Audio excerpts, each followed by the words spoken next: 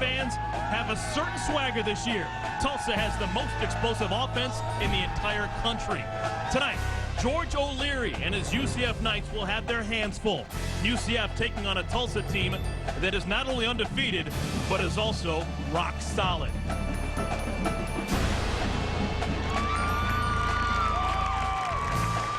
And here come the Tulsa Golden Hurricane. Tulsa, one of 8 remaining unbeaten teams in the land, looking to make a big BCS statement on national television tonight.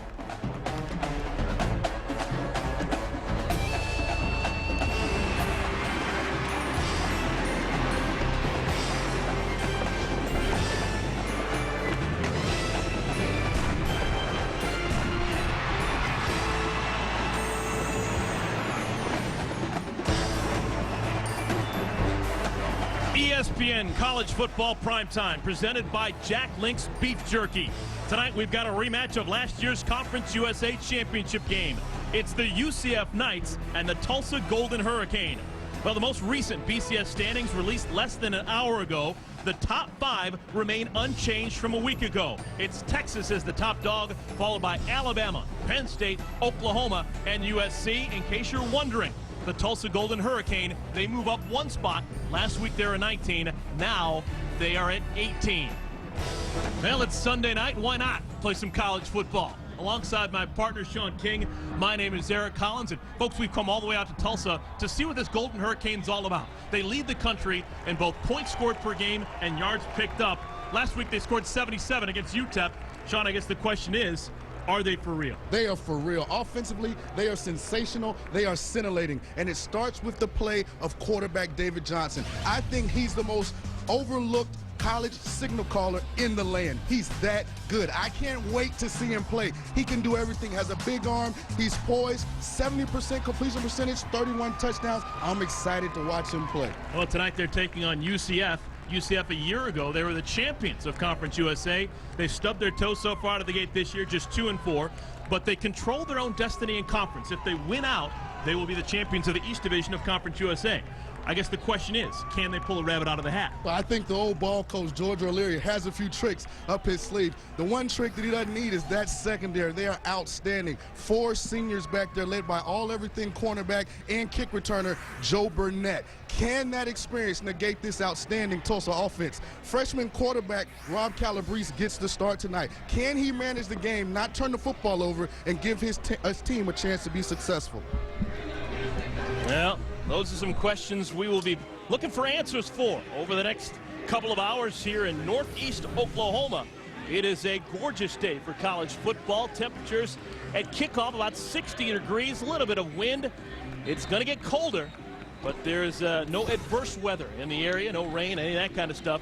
It's going to be a good offensive night for the Tulsa Golden Hurricane to show us what they're all about. I'm excited. They've been exceptional thus far, Eric. I mean, they've come out there averaging 56 points a game. They run a hurry-up version of the spread offense. Coach Todd Graham said they have 2 speeds, fast and really fast. So I'm excited tonight to see this offense firsthand. Well, Tulsa, they won the coin toss, but Todd Graham decided to defer. His team will kick off. They'll get the ball first in the second half. Kind of a surprise. You think that Tulsa, with that great offense, would try and put 7 on the board early. Kickoff into the end zone. UCF, they're going to take it out. This is Darren Baldwin. And Baldwin tripped up before he can get to the 20-yard line. So UCF, they will bring their offense out. This is a true freshman quarterback. Rob Calabrese making his 4th consecutive start. He is from Long Island. The number's not great so far in his first go-around as a collegiate. I like what Coach O'Leary said about the young man, though. He said he's extremely talented, just lacks experience. The only way to get experience is to play. Remember, UCF a year ago had that fantastic tailback in Kevin Smith. They haven't found anyone who could fill those shoes just yet. This is a freshman, Bryn Harvey. First carry of the game, picks up a pair on first down. We're going to see a rotation of Bryn Harvey, Brandon Davis, Latavius Murray, and Ronnie Weaver. All 4 of those backs are freshmen. Starting lineups for UCF on the top of your screen.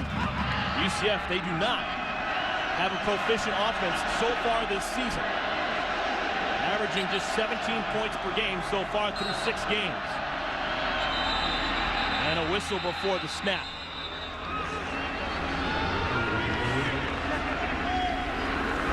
This is David Epperly, our referee for today's game. This is obviously a Conference USA crew.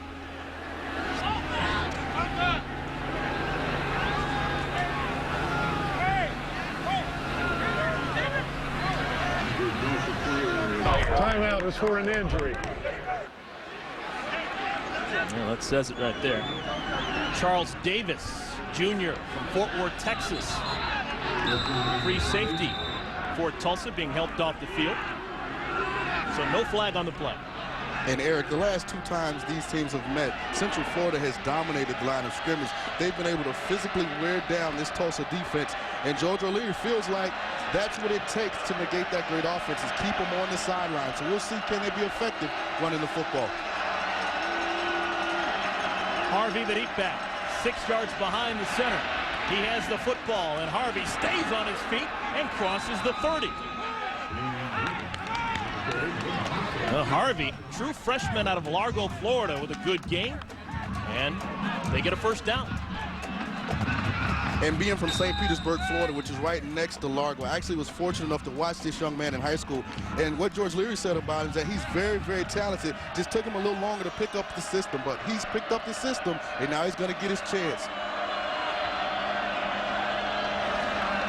Calabrese keeps it himself around the right side, dives forward for a couple of yards. Well, UCF, they have had some time to think about it. They had a bye last week. Last time they played was down in Miami against the Hurricanes. They lost that one. It was a fairly tight game. They lost by 6 points, but they lost nonetheless to drop their record to 2-4. And they've lost some extremely tight games. They took South Florida to overtime earlier in the year. They just have to find a way to be more productive and consistent offensively.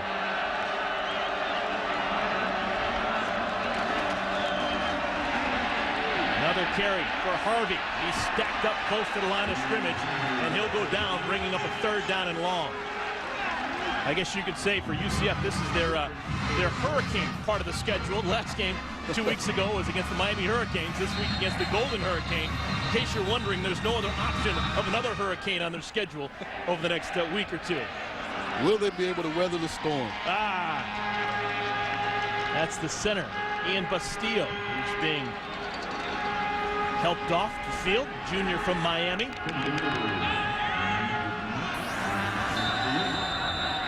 There's Bastillo. And as the game progressed, this is one of the things that Coach O'Leary wanted to keep his young quarterback out of, and that's 3rd and long situations.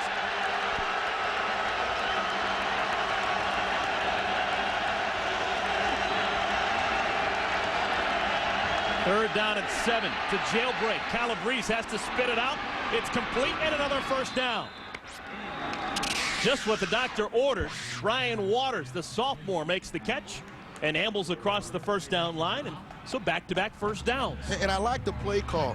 Offensive coordinator Tim Salem, what you do with a young quarterback is you get him out of the pocket. He's a great athlete, Rob Calabrese is, and you give him a chance to make a play for your team early, something to get his confidence going early in this football game.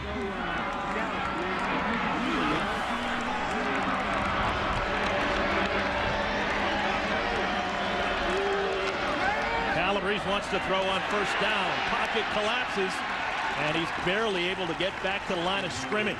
Wilson Garrison, among others, combining on the tackle of Calabrese. Kind of an interesting situation defensively for Tulsa.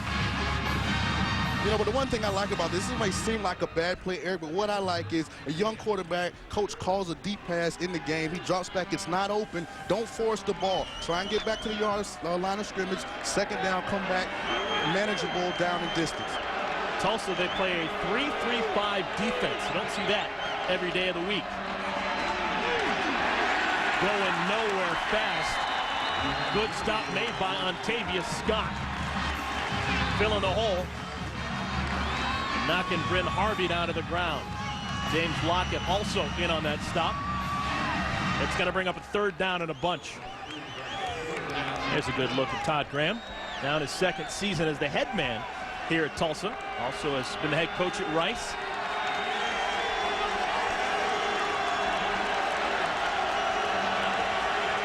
UCF converted a 3rd down and 7 moments ago. Now they've got a 3rd and 12.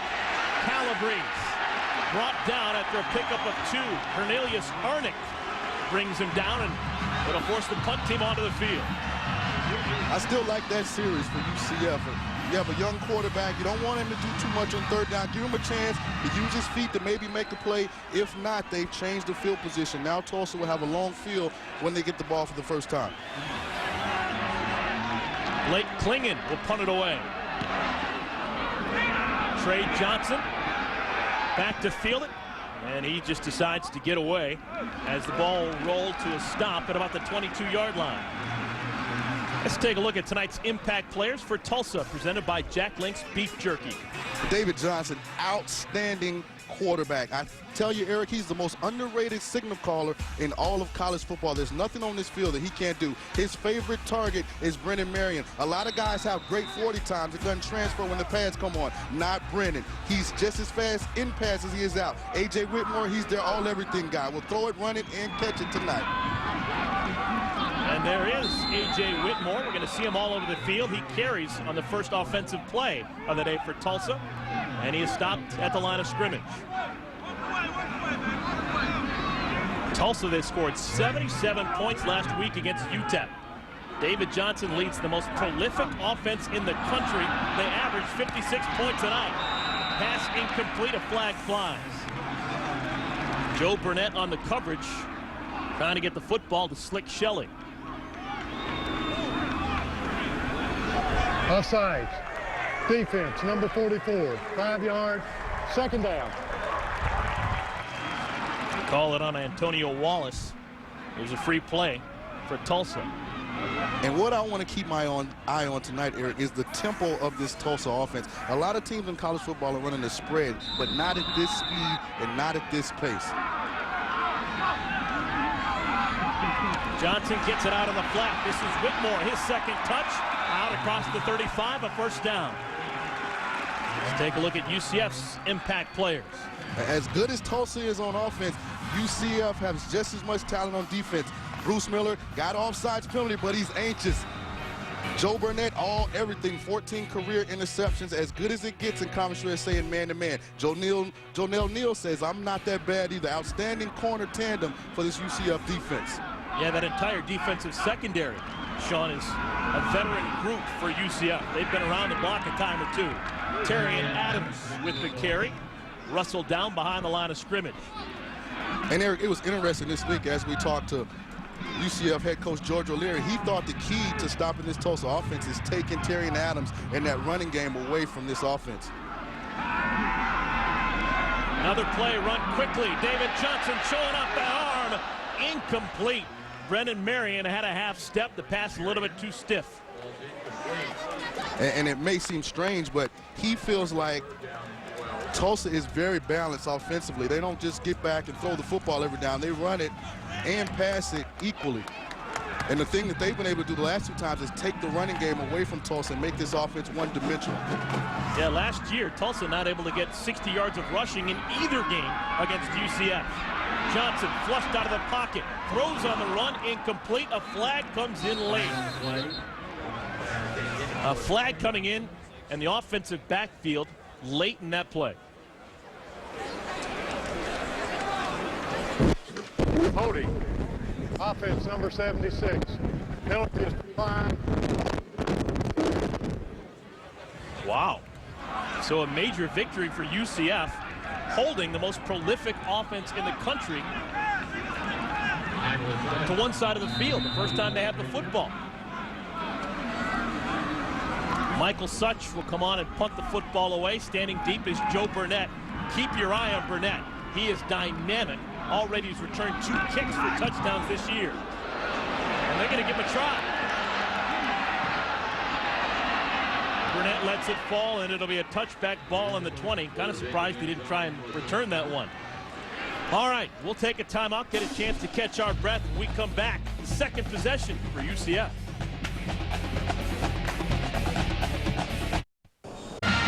Welcome back to Chapman Stadium. This facility for so many years was known as Skelly Stadium. It's undergone a massive renovation. This is a new press box. You're taking a look at the new suites and A lot of fantastic improvements going on here at Tulsa. And this venue is now called Checkman Stadium. Then Harvey, another carry, picks up 3 yards on first down. UCF making that commitment so far, Sean, to try and get something going on the ground. They're going to be committed to running the football. Offensive coordinator Tim Salem this week, he said his goals coming into this game, they wanted to get 150 yards rushing, no turnovers, and win the time of possession. But this is how you do that. You have drives, you get first downs, you keep that Tulsa offense on the sideline. Quickly out on the flat right side, pass is complete to Jamar Newsom. And Newsom crosses the 25 to the 26. It'll bring up a third down and short for UCF.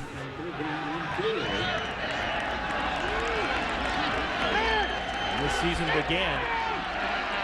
A lot of optimism here in Tulsa, but no one could have predicted a 7-0 start. But so far, so good. The Eagles won tonight against UCF.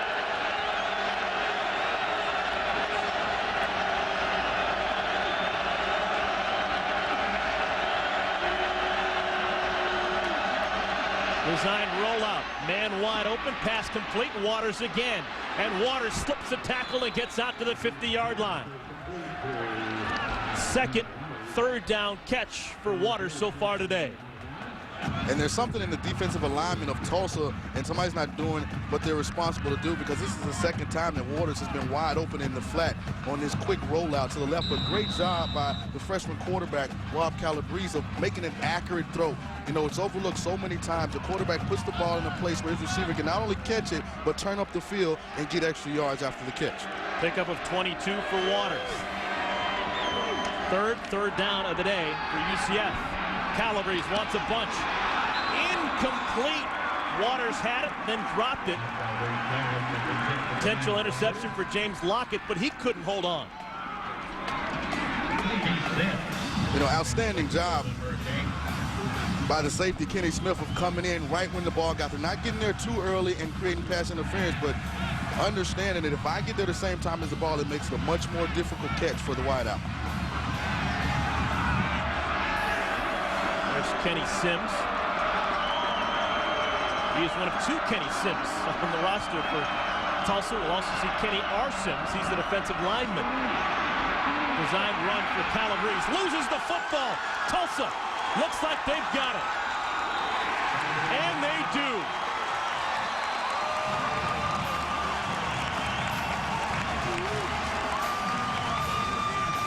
Sean, is that a freshman mistake by Calabrese? It's a mistake of inexperience, and it's one that's an offensive coordinator, as a coach. It just frustrates you, but it's something that you have to deal with when you have these young quarterbacks. They're talented, but they have to go through these growing pains to understand and start to learn that football is valuable. And keeping control and possession of it is more important than getting the extra 2 or 3 yards that he would have gotten on the play. James Lockett knocked it away. Looked like Tanner Antle jumped on top of it. But you also have to give Lockett credit, too, because he did make an outstanding play coming from behind, not just going for the tackle, but stripping the football as well. So a golden opportunity for the Golden Hurricane. Good field position. Little flipperoo. Damaris Johnson jumps over a man and picks up 11.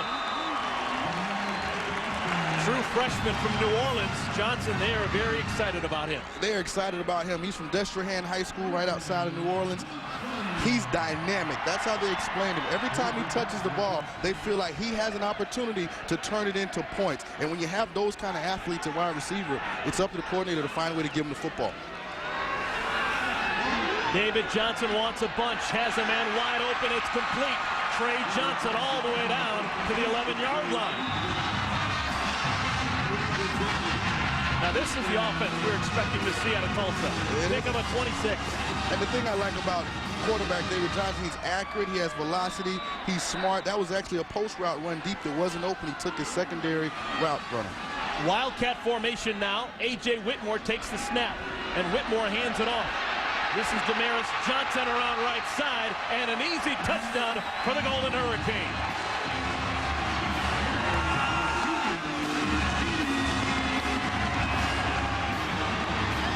And Eric, when we asked them about Damaris Johnson, they said explosive. So far, 2 runs, 50 yards, 1 touchdown.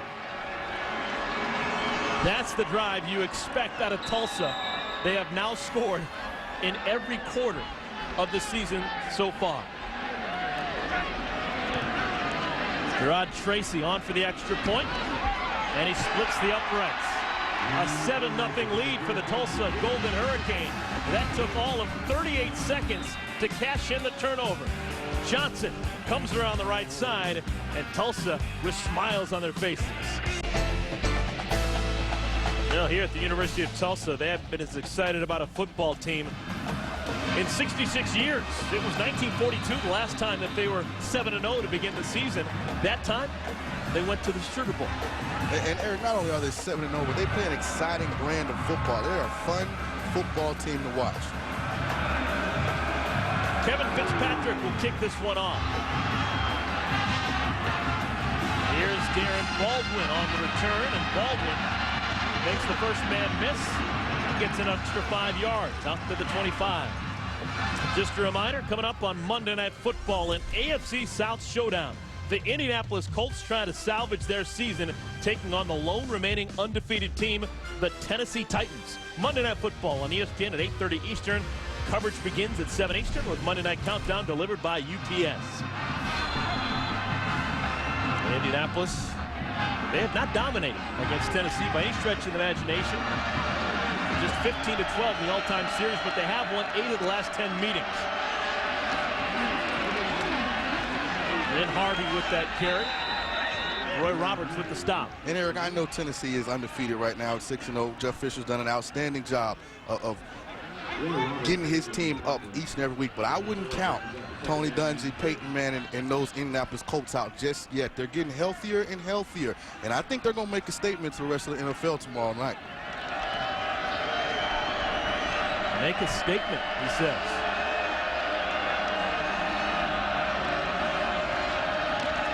Hand off to Harvey, and Harvey stretches forward. That'll bring up a 3rd down and 3. I'm just going to throw it out there because I'm curious. You know about these different things. Is there any chance, looking at the remaining schedule for Tennessee, that they could run the table? I don't think so. I think offensively they're not dynamic enough to win all their games. I think at some point somebody will have success on that defense and to force that offense to outscore them, and I just don't think right now they can do that. 3rd down, Calabrese wants to pass. It's complete.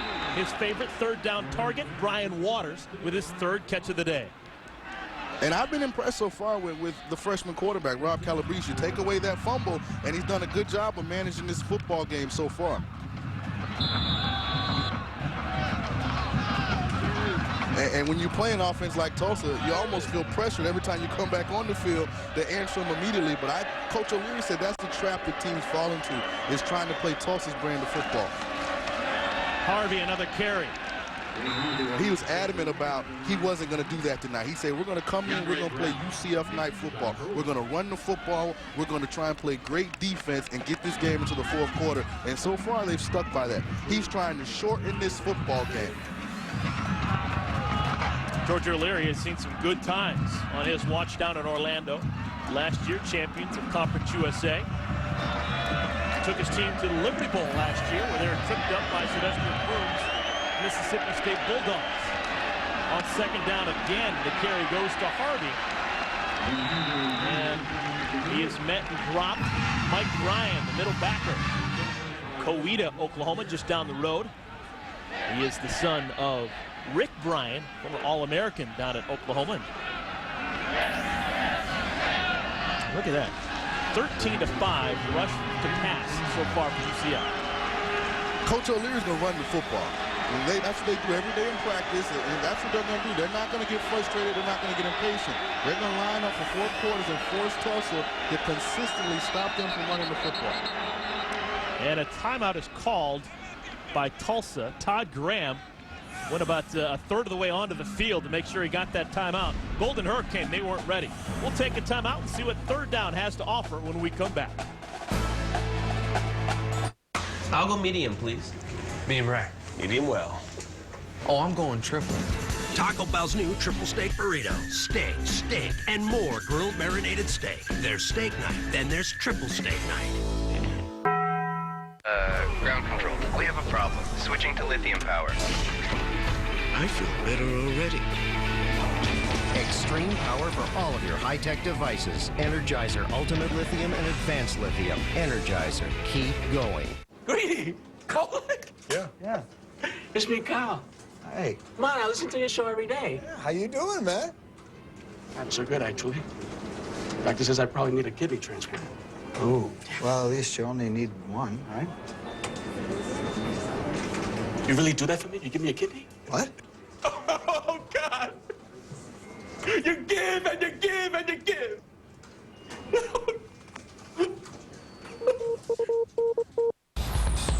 Hotter than a Showtime original series. Bigger than a Showtime star. More powerful than Showtime Sports. This is Showtime HD in 1080i HD and Dolby Digital 5.1 sound. The best way to watch the best. Free with your Showtime subscription. Showtime. TV at its best.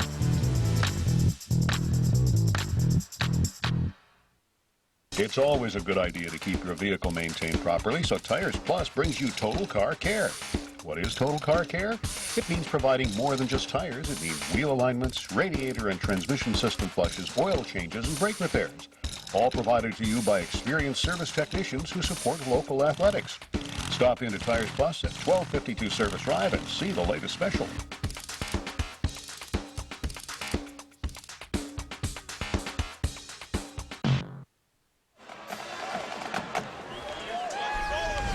Tulsa 7-0 on the season. They lead UCF 7-0 right now. And Sean, this is why they called a timeout a moment ago. They did. They have an uncovered receiver right here. Defensively, Tulsa's having some alignment problems. They're not getting their guys lined up. Had to take a timeout. All right, back to live action. They hand the ball off to Ronnie Weaver, and Weaver is stonewalled right at the line of scrimmage. Had no chance at all. Ontavious Scott in there on that tackle. No alignment problems right there. When Rob Calabrese got to the line of scrimmage, there was definitely someone waiting on him. So for the second time tonight, Blake Klingon will come on to punt it away. High kick. Not particularly impressive. Oh, but it takes a great bounce. That was about to be a 15-yard punt, but instead it'll be fairly decent in the stack sheet as he goes down to the 31-yard line. And that's one, as a punter, Eric, you try and get as far away from Coach O'Leary as fast as you can. If you see him coming down the sideline, you go the exact opposite way. It turned out to be a 27-yard punt. Over half the distance, I think, was on the roll. Tulsa Golden Hurricane. Look at this. Last two games, 114 points. That's more than UCF has scored so far in their first 6 games of the season. Johnson wants to throw on first down. Johnson has a man. Linneman too strong for Slick Shelley. That had big play written all over it. Good job by David Johnson of getting outside of the pocket, just a little too far for Slick Shelley. And look how quickly Tulsa gets back to that line of scrimmage. They throw the deep ball and they're immediately back at the line of scrimmage. They don't waste any time.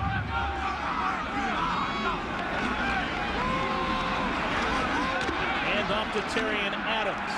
And Adams gets out to the 38-yard line.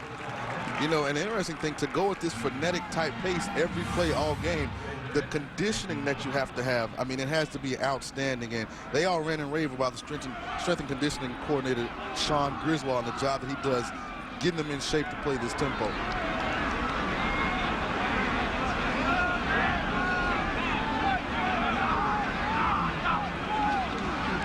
Johnson.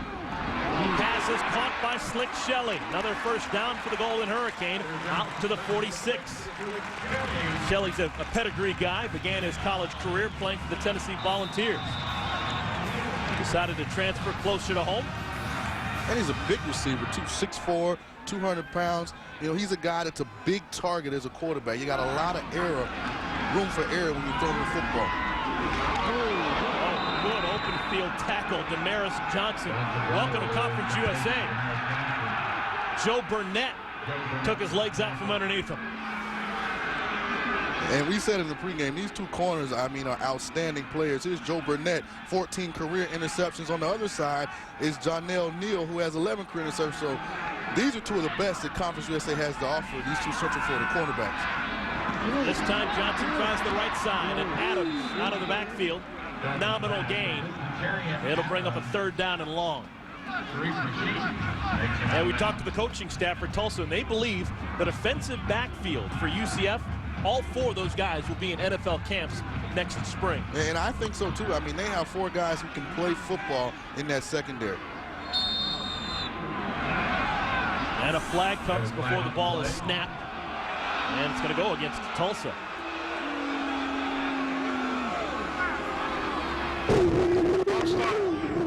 Up to 65, 5 yards, 3rd down. That's the center, Jody Whaley. And the last 2 times that Central Florida in the championship game for the Conference last year and the regular season, they held this dynamic Tulsa offense to 23 and 25 points. So they understand how to contain it, I guess, in a sense, and not let them just have a 7-7 point afternoon like they did last week.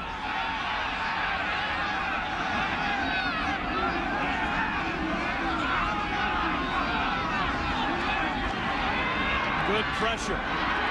Pass complete to Johnson. He's going to need to slip a bunch of tackles, and he can't get away from that man right there. Jason Vincent with an authoritative hit brings down the freshman Johnson.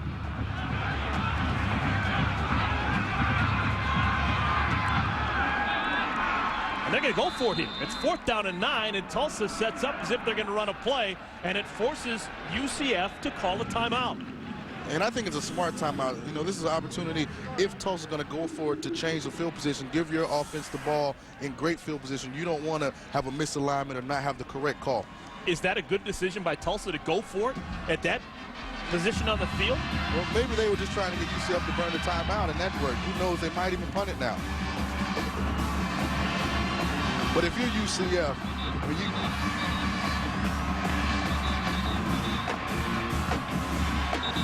50% on 4th down is not that bad. If I was a head coach, I wouldn't really want to have to get in that situation too often, but... Yeah, they're going to go for it, Sean. The decision's been made.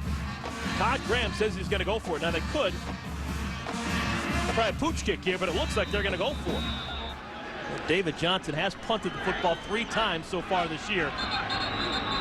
And again, timeout is called by UCF.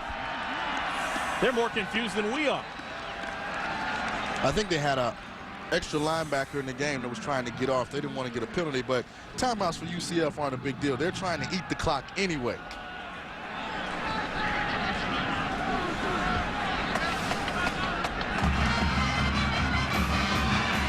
And one of the linebackers right here is going to run off. And that frustrates you as a coaching staff because you hate for that to happen off of a timeout because you just had the personnel group called on the sideline and somebody obviously wasn't paying attention. There's Dave Huxtable. And I have just counted. There are 11 defenders on the field right now for UCF. This is a 4th down and 9. Let's see if they truly do go for it. They need to cross the 50 and get to the 43.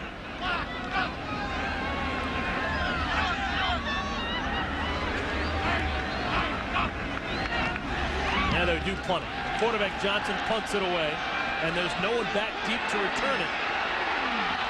But the Golden Hurricane, they can't keep it in the field of play.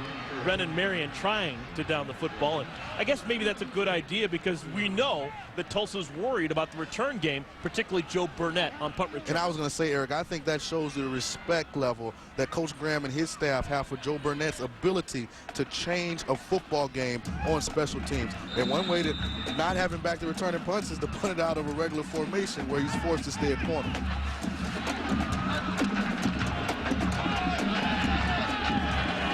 So UCF back on offense. This is their 4th possession so far in the 1st quarter. Calabrese hands it off to Bryn Harvey, who bounces out, crosses the 25, and crosses the 30. Bryn Harvey with a solid 1st quarter of play. And when you play the brand of football that UCF does, the game looks like this a lot at the beginning of the game. You get these 3- and 4-yard runs, and the home fans boo. But what happens is, as the game continues to progress, those runs go from 3 and 4 yards to 7 and 8 as you wear that opposing defense down and they start to tire out a little bit. We've got 15 minutes in the books. When we come back, it'll be second quarter time. Todd Graham's team trying to remain undefeated on the year. They currently have a 7-0 lead on their Conference USA rival, UCF.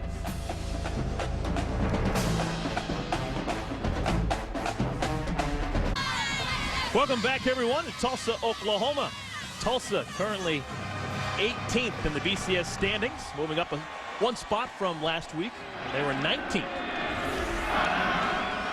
They have not had football much at all so far, even though they had that 7-0 lead. They've had it less than 5 minutes. UCF has had it for more than 10.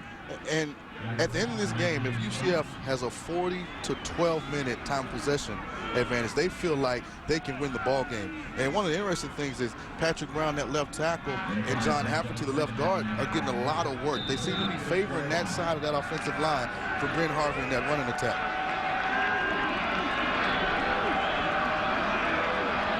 Harvey the deep back. They fake it to him on play action. Calabrese flushed out of the pocket. Gonna have to get rid of the football. Maybe not. Shakes a tackle and crosses the 45. Another first down. The true freshman Calabrese opening up some eyes here. And I like the decision making. He got outside the pocket. He wanted to throw the ball downfield. Tulsa's secondary did a good job of taking his options away. He didn't force the football. Tucked the football, picked up the first down. Keep those chains moving as a young quarterback. Don't turn the football over. Keep giving yourself a chance to make play after play after play.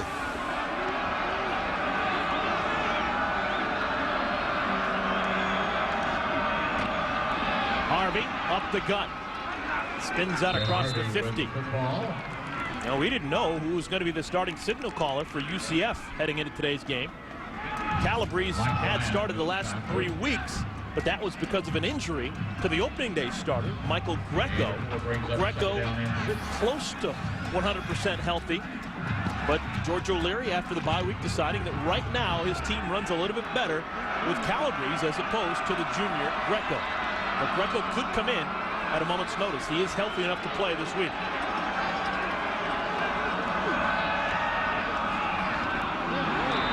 Behind the intended receiver. There's a good look at Michael Greco, junior from Fort Lauderdale, Florida. He started the first 3 games against South Carolina State, USF, and Boston College, but has had to cede the offense over to Calabrese over the last 3 weeks.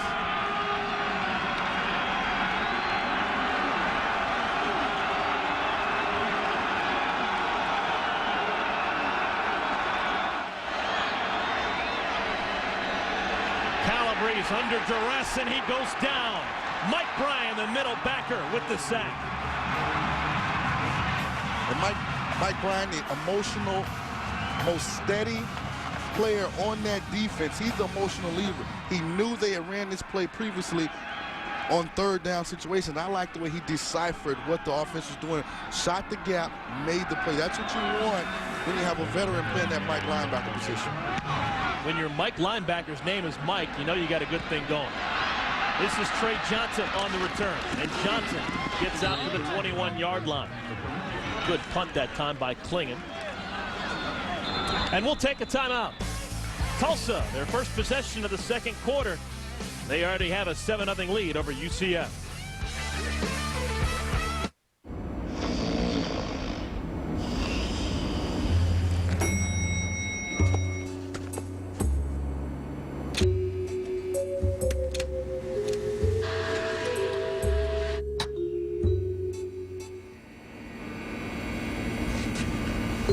Nothing lead over UCF as we played the second quarter.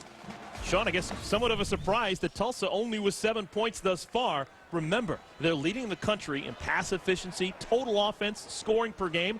They're averaging close to 57 points. They've only got 7 so far. They haven't had the ball. UCF knows how to negate this offense, and that's keep them on the sideline. They've been successful doing that so far. Little razzle-dazzle to give to A.J. Whitmore, who gets out to the 24-yard line. And so far, Tulsa, they've snapped the football just 15 times on offense. They have not been as efficient as we have seen against other teams so far this season. And look at that. They're actually trailing UCF in total yards.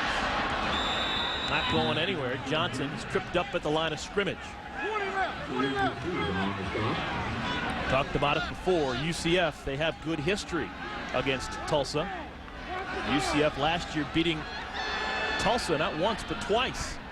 Last time being in the Conference USA Championship game. And holding them to 25 and 23 points, which I think is pretty impressive, considering what this offense has been able to do against other teams.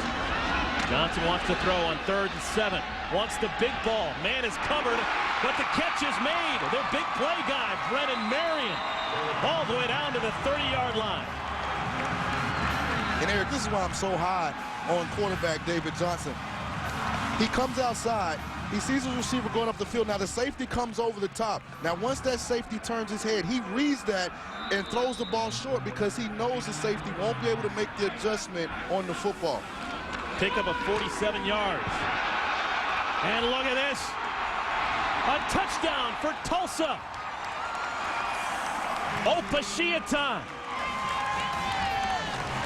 Quick hitter, 29-yard touchdown.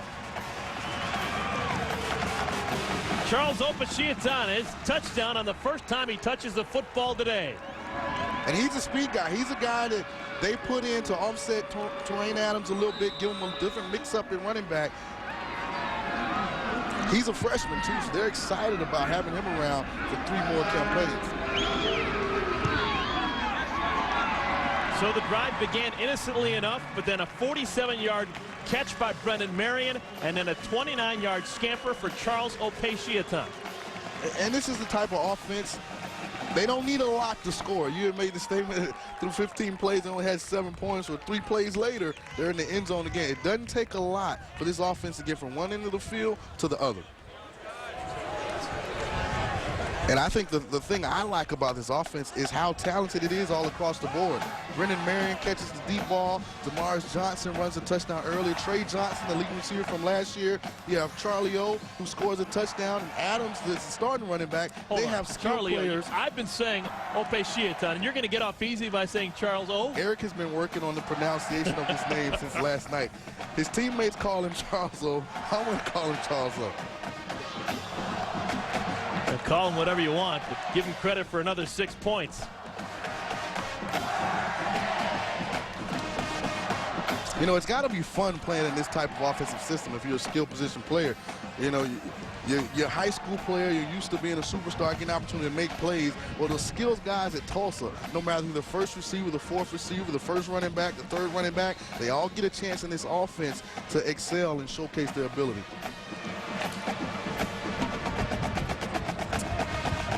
Kevin Fitzpatrick will kick off once again.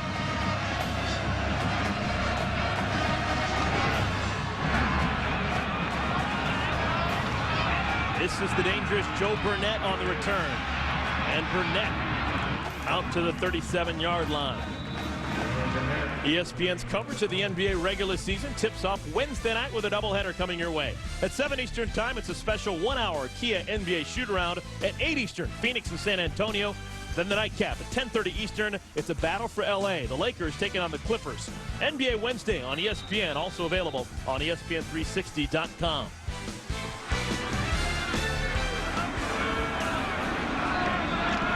Big possession here for UCF. They got to get something going on offensively. Got to put points on the board and stop the bleeding.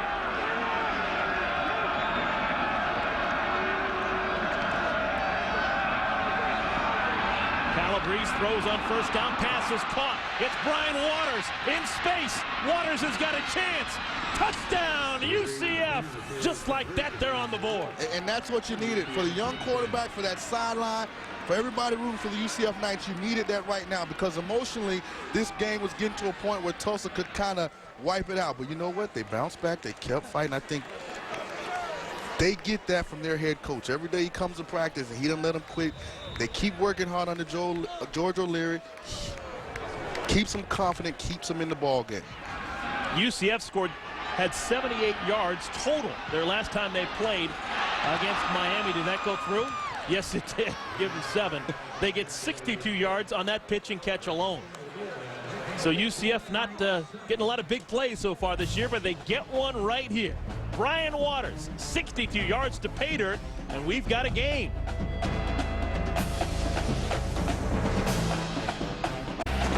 ESPN's College Football Primetime, brought to you by Kia.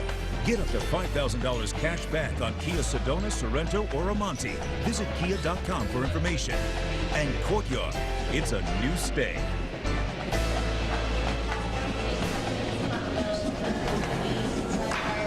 UCF, they're finally on the board. They're getting into that party atmosphere. 62 yards, Brian Waters. Much needed for the Knights.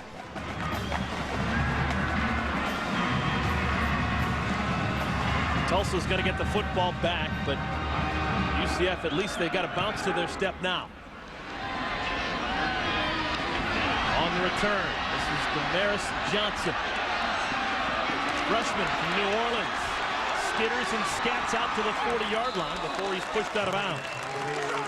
John, let's go back to that touchdown. How did it work so well for UCF? It's because the young quarterback is gaining experience. The route is going to come this way, but the thing I like is the anticipation from the quarterback position. As he takes the drop back, he throws the football right through this gap, anticipates where that receiver is going to be. That's why it was successful. That's why it turns into a touchdown. He understood where that wide receiver was going to be and threw the ball there.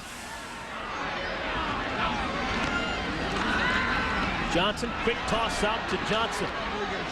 Johnson to Johnson, a pickup of 3. David to Damaris. And you try and show a highlight or a replay. This Tulsa offense doesn't let you rest. I mean, this tempo is just frenetic. They're at the line of scrimmage. They don't huddle. Coach Graham said they have 2 speeds, fast and really fast. Handoff. Ope Shiaton. His second carry. This one not nearly as successful as last one, which was a 29-yard touchdown run. Ope Shiaton from Allen, Texas. He was born in Nigeria. Come out of the game, replaced in the backfield by Courtney Tennell. Also, Jamad Williams also comes in wearing number 23. On 3rd down, Johnson wants to pass, and it's picked off. It's picked off. Heading the other way, Joe Burnett. And Burnett's got some Zuzu. Out of bounds inside the 40-yard line. That is what UCF does best defensively. Their 14th interception on the season. And this is a mistake in decision making by David Johnson. He actually has A.J. Whitmore in the flat open. He gets a little greedy. And senior cornerback Joe Burnett, now his 15th career interception, baited the quarterback into making the wrong decision. And Tulsa offensive coordinator Gus Malzone, he didn't want his quarterback to throw interceptions, not only because it's a turnover, because he felt like UCF's biggest offense are those guys in the secondary when they get that football. They are excellent with it after they intercept. And the Knights on the ground. Harvey out to the 35. Let's put some perspective here for UCF. They're only 2-4 on the year, but of those 4 losses, you could say a lot of those are respectable L's. They lost against USF in overtime. They lost against Boston College, a very good program. They lost against UTEP, but they also lost down in Miami against the Miami Hurricanes. They played a tough schedule, and maybe it's gotten them prepared for their Conference USA schedule, which they're now getting into. Calabrese steps up in the pocket, in trouble. Rustled to the ground by Roy Roberts. He just jumped on his back and rolled him to the turf.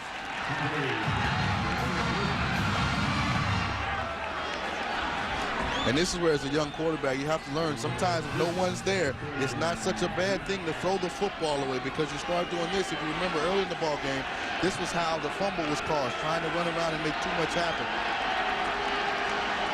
I think Roy Roberts may have had some history with some cattle roping.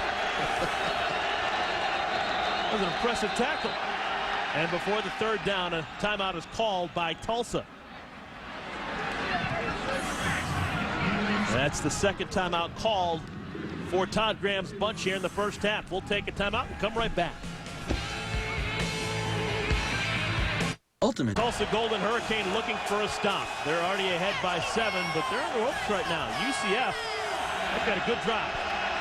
3rd down and 8. Calabrese under center. Play fake, and he is swarmed and dropped. Big loss on the play. James Lockett busting it up and gets credit for the sack. And that was a great job by that front 6, I guess it is, of the Tulsa defense, considering they run that 3-3-5 of getting into the opposing team's backfield, not allowing the quarterback to set up and make a pass. Lockett plays the bandit position in this 3-3-5 defense for Tulsa. And their defensive coordinator, Keith Patterson, you know, one of the things he likes about the 3-3-5 is the ability to bring a myriad of blitz packages. And it's definitely confused this UCF team on 3rd down. Klingon, his punt sails high. They're going to have a chance to down it, but the ball skitters into the end zone. It'll be a touchback. Missed opportunity right there. Now, Sean, what do you think so far of what you've seen out of the 5th-year senior quarterback, David Johnson? I thought he's done a good job of getting the ball to the right guy. The interception was a bad throw. It's a bad decision more so than throw. And, you know, he'll bounce back from it. He's an outstanding player. I've watched 3 or 4 of his games this year. I'm really impressed with his ability to throw accurately and with velocity and to manage a game but be aggressive in managing the football game. I like David Johnson as a quarterback. He likes to spread that football around, completing passes to 6 different receivers. This one out to A.J. Whitmore, and Whitmore out to the 25. And a little backstory with David Johnson. He's a 5th-year senior, didn't play much. He was behind their all-everything quarterback over the last 4 years, Paul Smith. Paul Smith now with the practice squad of the Jacksonville Jaguars, and it's finally an opportunity for Johnson to be the signal caller. It's been a long road, and it's taken a lot of patience for him. But he's made the most of his opportunity. Tries to flip it out. Incomplete. Ope Shiatan coming out of the backfield to bring up a 3rd down and 5. Good defense played by Lawrence Young. And Lawrence Young right here, defensive coordinator Dave Huxtable said that he's a tremendous athlete, and you see a little bit of that athletic ability right now. The ability not only to get there, but to finish the play, knock the football away. Also taking their time now on this 3rd down.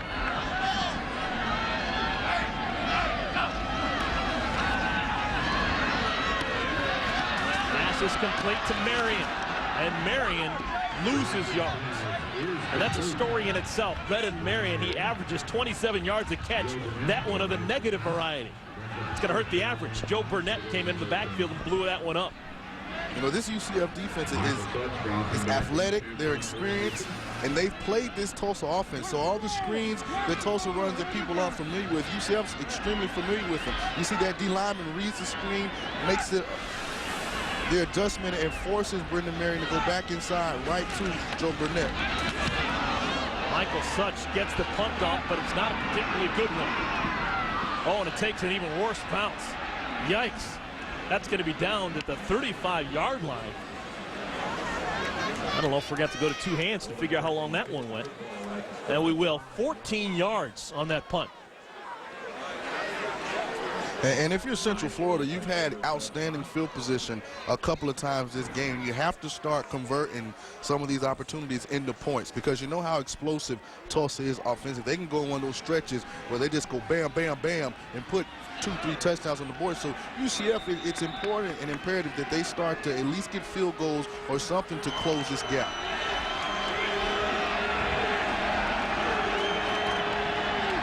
Calabrese the handoff to the freshman Harvey.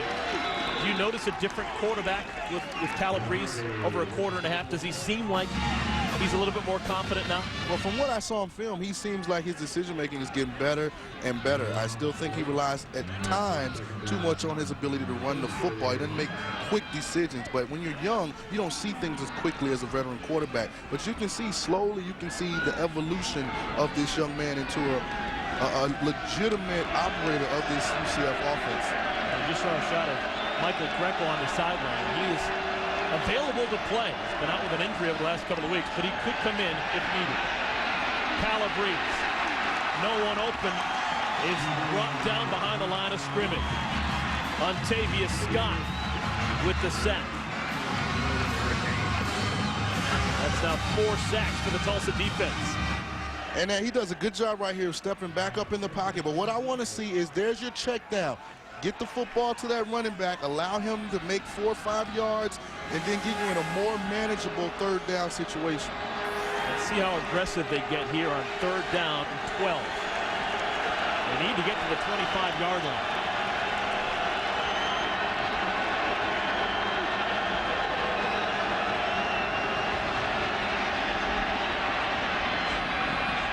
A little bit too high.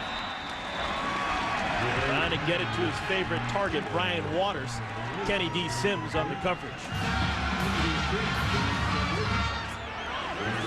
And the punt team comes out, or is this going to be a long field goal? Wow, this is going to be an exceptionally long field goal. Are you surprised they're going to attempt? What is this? If he misses it, I'm going to be surprised. If he makes it, I'm going to say great job. This is a 54-yard field goal for Darren Daly. Senior has got a long of 36 so far this season.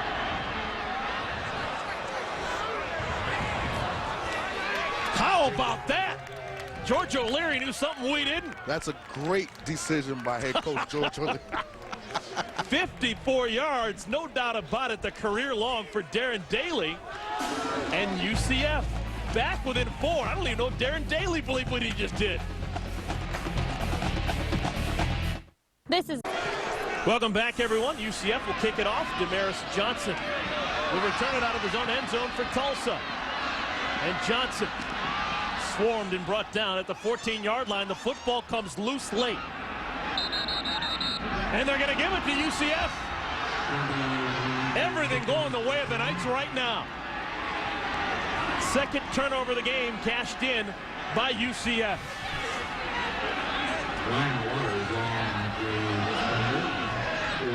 And this is just a great job of that kick coverage team in UCF. Everybody hustling to the football. The first man that Johnson doesn't cause a fumble. It's the secondary defenders that get there that force this fumble. When everybody's hustling, coach always tells you, good things happen. And it looks like they're going to review this one and give it an extra eyeball, but that ball was loose.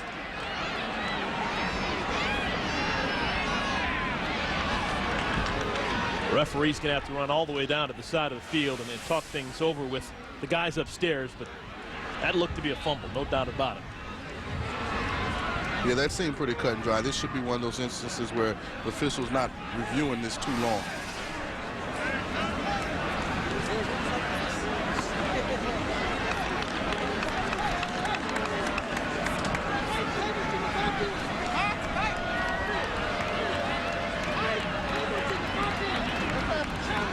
And for UCF, ball's loose there. For UCF, this couldn't be a better start to this ball game for them. You know, they came in. You know, Tulsa has this high-powered offense. They've dominated the time possession. They've caused turnovers. You know, they've shortened this game. Now they have a chance at 14-10 with great field position to take the lead or get within 1 point. After review, the ruling on the field is confirmed. First down, UCF. Well, George O'Leary can't be too surprised. He has known nothing but success over the last 365 days against Tulsa. Remember, Tulsa lost a grand total of 4 times last year. 2 of those 4 times against UCF, once in the regular season and once in the Conference USA Championship game. And Eric, when we talked to him this week, you can hear that confidence in his voice. On the carry, Bryn Harvey lowers the head and gets down inside the 10 to the 6. And from the outside looking in, you would say, why would UCF have any confidence at all at 2-4 going up against an undefeated 7-0 Tulsa team? But history is on their side. And George O'Leary believes in what they do, offensively and defensively. He knows if they just keep playing it, eventually they're going to get wins. They've had a lot of close games they've lost at the end, and he hasn't lost confidence. He knows he has a good ball club, and he knows his quarterback play will get better, and wins will come with him. Harvey another carry, and this time he is stopped right at the line of scrimmage. Going to bring up a 3rd down. George Klinscale, among others, on the stop. Still early in Conference USA play. Both these two schools control their own destiny in the conference. Should UCF win out, they will be a representative from the East in the Conference USA Championship game.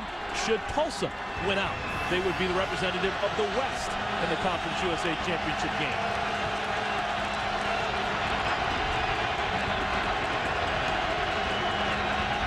Looking at clock, play clock down inside 5. Down to 3.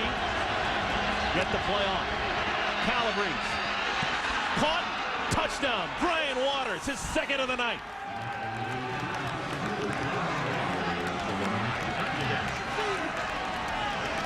And I like the decision right here by the young freshman quarterback, Eric. He took what the defense gave him. Look, wanted to throw the corner ball. Defense took that away, didn't force it. Throw the hitch to his receiver, Waters, allow him to make the play for you.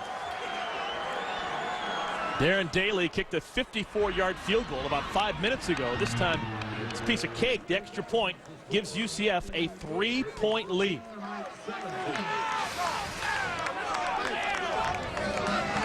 And he stands, he's big in the pocket. He makes a good throw to his wide receiver, a little bit low, but it's a ball that his receiver could catch and that defender could not get to.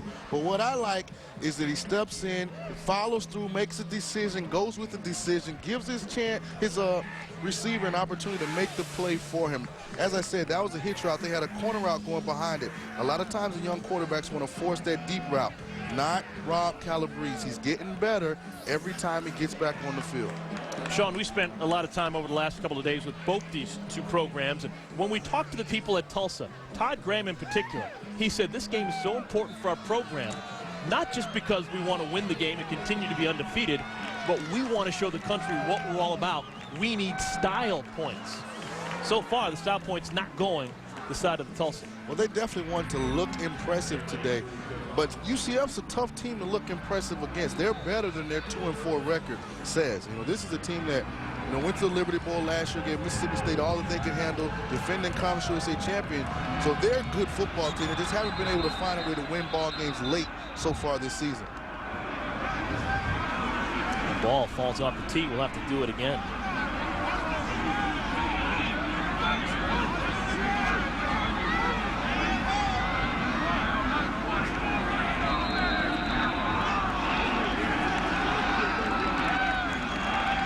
Johnson back deep to field this kick. Remember, he fumbled last time he touched the football.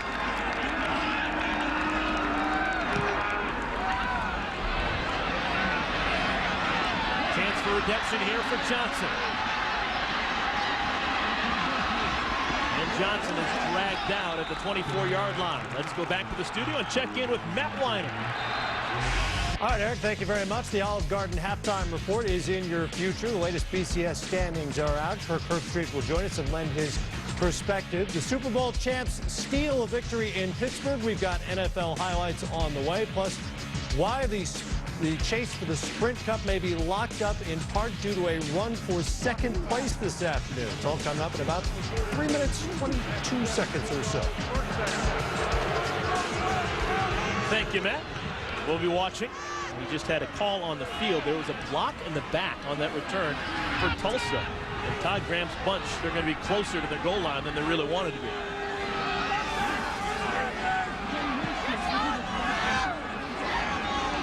Call it on number 42. There he is on the right side of your screen.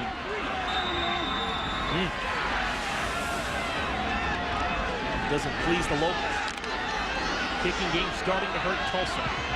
They had that 14-yard punt a moment ago that set up a scoring drive for UCF. They fumbled a kickoff, and now a penalty on this return.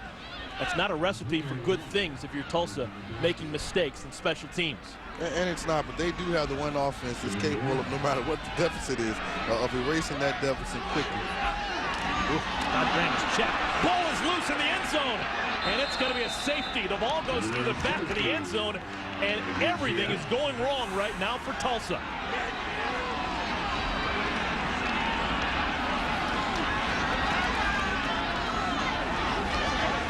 And there goes a quarterback. That's one of the worst feelings ever when you're a quarterback and that ball comes back skidding on the ground, because nothing good happens when you have to turn around and chase a bad shotgun snap.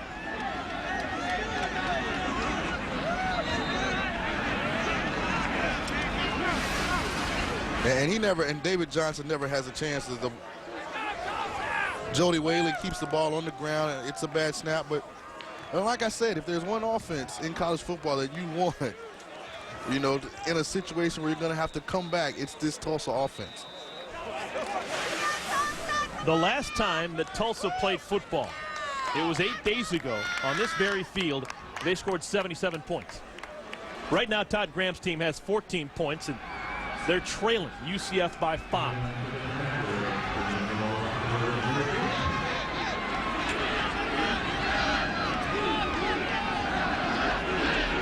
Also trying to avoid trailing at the half for only the second time this season. Their only other time trailing at intermission coming in their game against UAB. That game they trailed 22-21 at the break. They ended up winning handily a solid second half. Darren Baldwin on the return, and Baldwin out across the 40 to the 43-yard line. Shorter kick trying to get the ball away from Joe Burnett and into Baldwin's hands, and it pays off in good field position for UCF.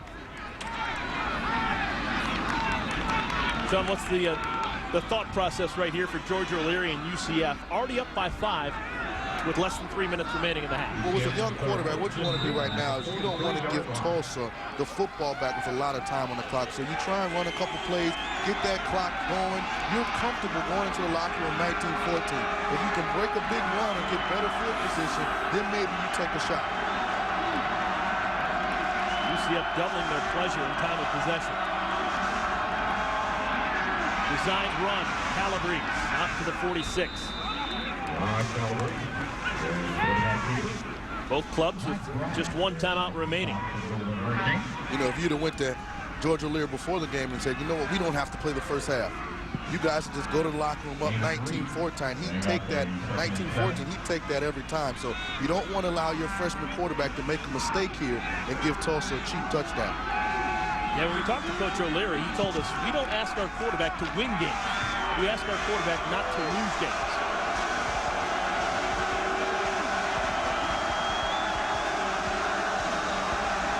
Another conservative play call. Harvey brought down at the line of scrimmage. Let's see if Tulsa calls timeout here. And because Tulsa's had some problems getting the line defensively early in this ball game, they've had to use 2 of their 3 timeouts, so they only have 1 remaining. You surprised that they're not calling them right now to leave some time on the clock? No, well, I think you call it after 3rd down. If they don't get the 1st down, then you call it after 3rd down.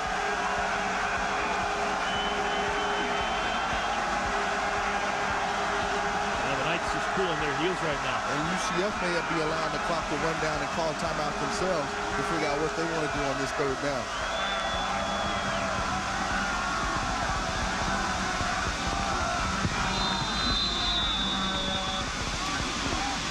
So under a minute and a half to play here in the first half. George O'Leary has burned the final timeout for UCF.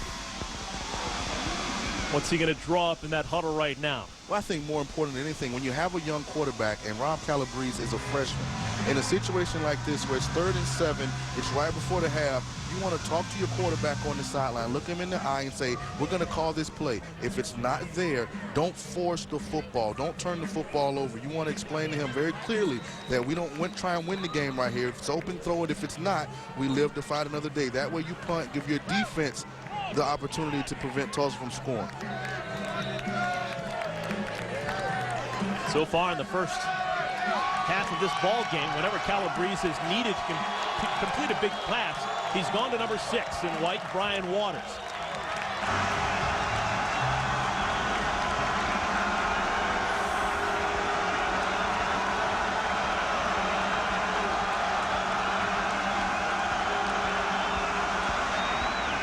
Pressure's on, and he goes down. Mike Bryan, the middle backer, with the sack.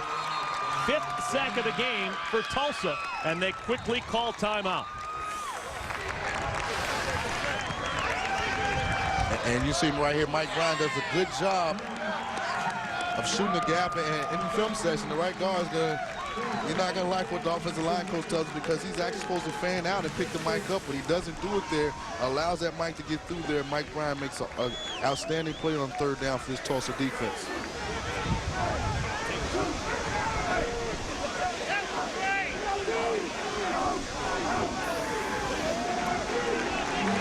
So neither side with a timeout remaining. Tulsa's going to get the football back, it looks. And this is nothing.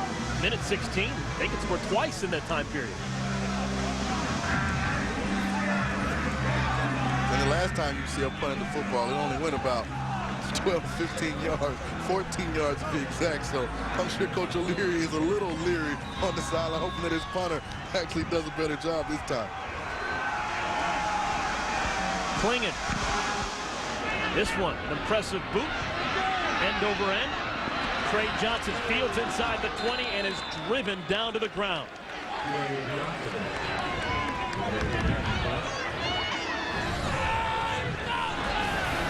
And this is David Johnson, outstanding quarterback for Tulsa, forcing the football a little bit.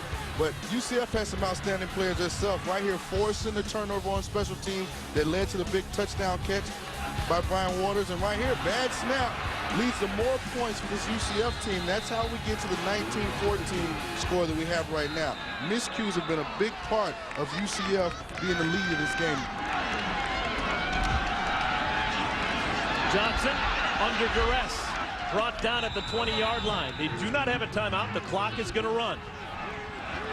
Remember, David Johnson has been fantastic this year, but he hasn't been tested. He's a fifth-year senior who's only starting for the first time this season.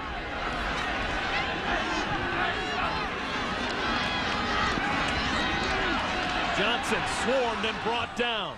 This is going to take up a lot of time. And this is what Coach O'Leary wanted to do. He wanted to make this Tulsa offense one-dimensional because he feels like his four defensive linemen can get pressure on Tulsa quarterback David Johnson without having to bring blitz packages, which allows you to keep 7 guys in the defensive secondary.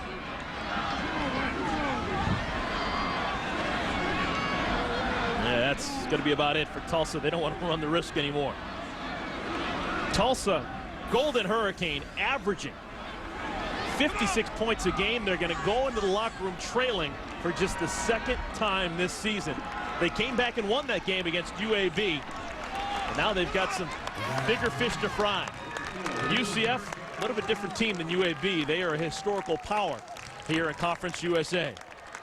And before they go to the locker room, I think that Todd Graham is going to have a word or two with his team.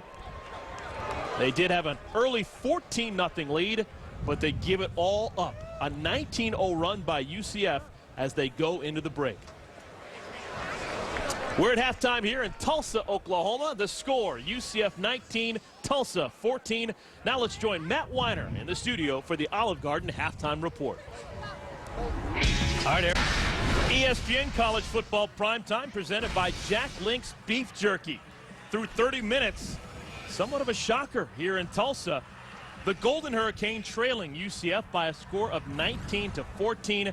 Tulsa, they're up 14-0, but then 19 unanswered points for the Knights. Along with Sean King, I'm Eric Collins. And what happened for UCF? They finally turned on a switch and started playing a little bit better. Well, the special teams has played a big part. They forced some turnovers from this Tulsa team, but freshman quarterback Ryan Calabrese, he's found a main man. Sophomore wide receiver Brian Waters has been outstanding. 5 catches for 106 yards, and this is the first of 2 touchdowns that he's had in the first half.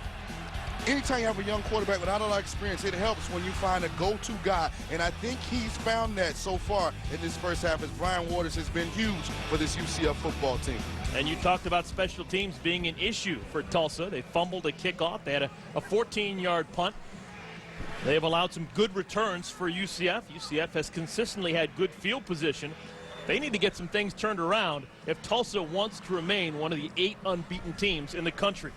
Well, they didn't play the first half that they wanted to play, that they were prepared to play, but great thing about football is you have to win 4 quarters. So if UCF, you're happy that you went into the locker room at halftime, but you know you got a long second half because this Tulsa's offensive ability to be explosive, to score in bunches, to score quickly is well documented. Tulsa coming into this game leading the entire country in points scored per game, 56 tonight. Also the most total yards per game of any team in the nation. But right now, UCF doing what they normally do against Tulsa, holding them down as much as you could possibly imagine. You know, George O'Leary and his staff, they've found a way to take away the big playability of the Tulsa offense the last 2 times that they've played them, and everything is holding to form tonight so far. Damaris Johnson, a fumble in the first half. This time, an impressive return. He's got a chance. He's got some wheels down the right side. They've got an angle on him, and he goes down, but not before a huge return opening up the third quarter. But Eric, that's the thing about this Tulsa team. They have difference makers all over the field. Damaris Johnson, freshman from Destrehan High School in New Orleans, he's one of those players who they say every time he touches the football, it can turn into points. When you have these kind of athletes, you have to play all 4 quarters because at any time they can make a play that changes the ball game. Johnson, who returned to kick off for a touchdown a week ago against UCF, almost made it 2 for 2.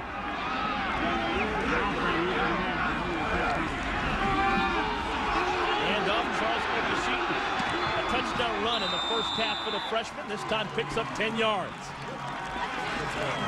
How big of a deal is that, having a solid return leading up the third quarter? And that's big because you came into the game with high expectations. You didn't play like you wanted the first half. So Coach Graham gets everybody hyped up in halftime to come out and have the initial play be a big play. That's huge.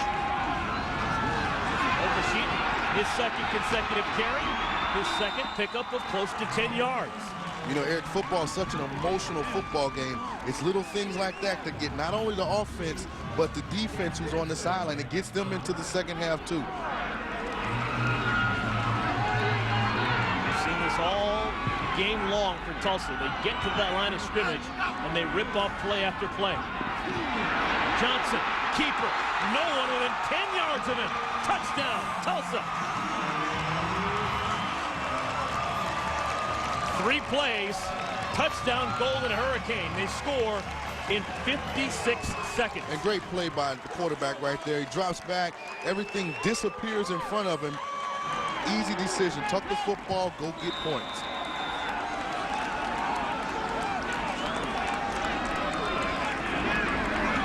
Tulsa regains the lead, extra point, no worries.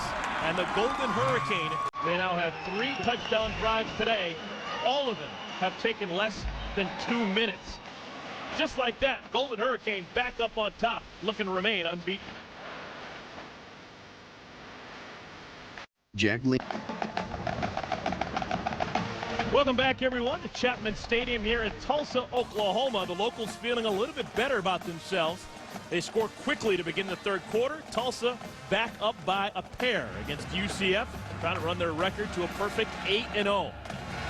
Todd Graham said all the right things must have hit that locker room. His team marching down the field and scoring in 56 seconds. On the return, Joe Burnett tackled as he crosses the 30-yard line. Well, a big night tonight, not only for the Tulsa Golden Hurricane of this year's club, but also for one of the all-time greats. Steve Largent had his number retired, number 83 of all numbers. Yep. You were number 80 for the longest time when you were in the pros of the Seattle Seahawks. Well, when I got to the Seahawks, I took any number they'd give me. I was just happy to be there, but I was number 83 at Tulsa and proud to see it retired tonight. You stay closely involved with this program? I know you still live in Oklahoma. As much as I can. I don't live in Oklahoma now. I live back in D.C., but I follow the Hurricane every week. You're no longer in. You used to be a congressman representing Oklahoma. Yes. You're now in the business sector. What's life have you up to nowadays? Well, I am the president of the association that represents all the companies in the wireless phone business, and that's a business that's obviously grown very much over the last 5 years that I've been the president of the association. But it's really fun. It's an exciting business, and I enjoy it a lot. Very competitive. Well, Eric, now we know where to go get a free selfie. Second down, UCF trying to answer the score for Tulsa. Calabrese pass is complete. Looks like that's going to be enough for a first down. You know, Steve, how impressed have you been with this Tulsa offense? How much would you have loved, to play in this type of system? I was a former quarterback, so it would have been exciting for me. Well, I know. I followed your career too, Sean, down to Tulane. But it really is exciting. I would love to play in this offense. I love to see them throw the ball a lot, and I love the routes that they're running. But I would have loved to play in it. I know you would have too. There's something about Tulsa. Tulsa has always had just fantastic offenses that have exploited the passing game basically since like the 60s. run on first down out close to the 50-yard line. It was first Jerry Rome and Howard Twilley. You did good things in the 70s. Why do you think the passing game has always been so important in these parts? Well, I think it's been the nuance that Tulsa's really taken advantage of. When teams were going to the wishbone and the run game, they said, well, we're not going to do that. We're going to try to throw the ball and try to develop a more pro-type offense. And they really attracted players that didn't want to run the ball. They wanted to throw it and be ready for the next level. And it's worked to their advantage.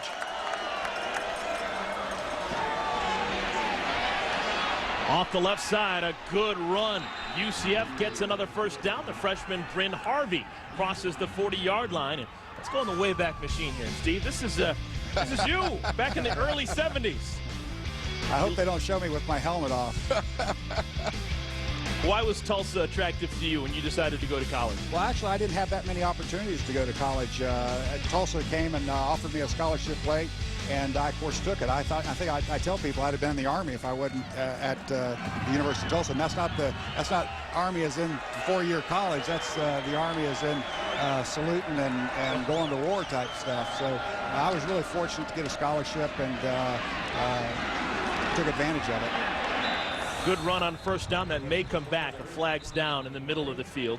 What was the thing that you learned as a collegian here at Tulsa from the football side? What made you a better player after 4 years?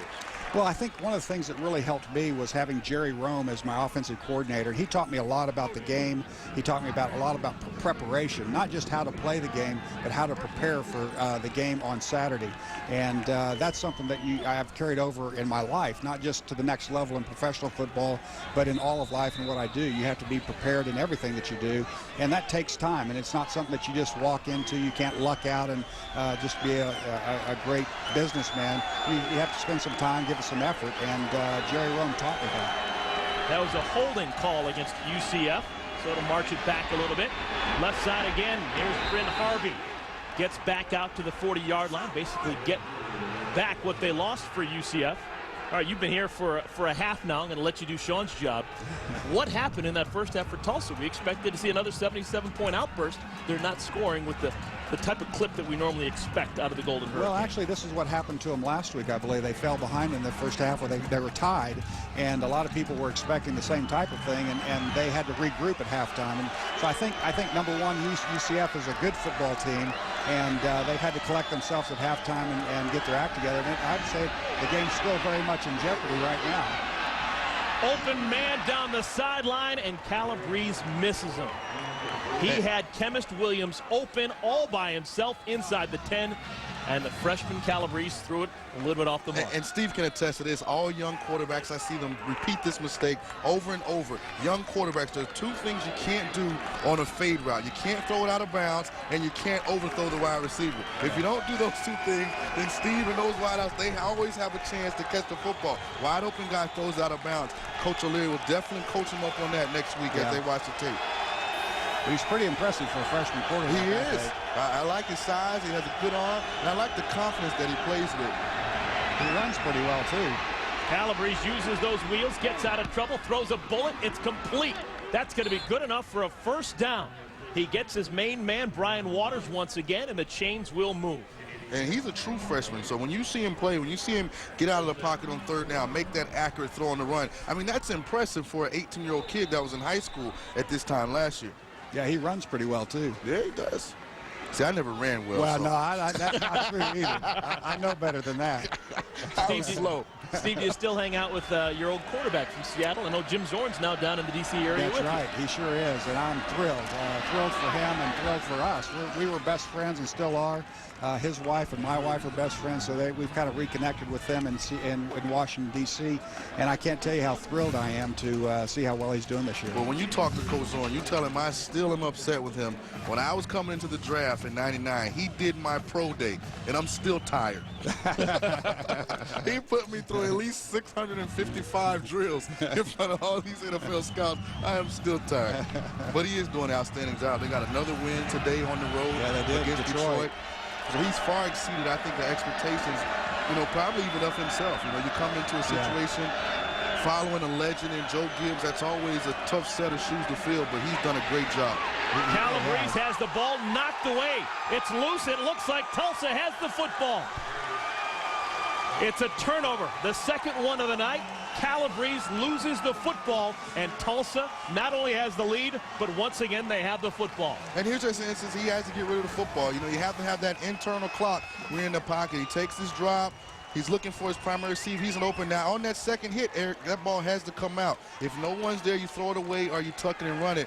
But when you have athletes like Tulsa has up front and you play that 3-3-5 defense that they employ, guys are going to eventually get to you if you just hold the football. Well, Steve, we're going to spring you. I know you want to watch this Tulsa Golden Hurricane offense once again in action. Yeah, it's really fun. I tell you, I love to see him throw the ball. Thanks for stopping by. Congratulations again, not only being in the Hall of Fame, but also having your number retired tonight. Thank you. Congratulations.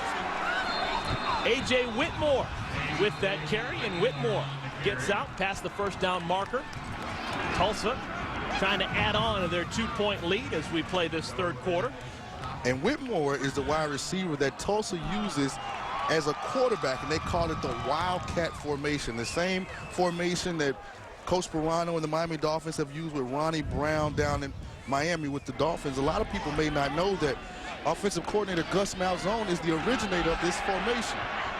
Damaris Johnson, full head of steam, is brought down at the 49-yard line. Tulsa offensive coordinator Gus Malzahn was the head coach at Springfield High School in Springfield, Arkansas. He went to the University of Arkansas with their big-time recruit Mitch Mustaine and implemented that formation for Darren McFadden and Felix Jones while at the University of Arkansas. So Tulsa has on their staff the guy who may revolutionize how some NFL teams run offense.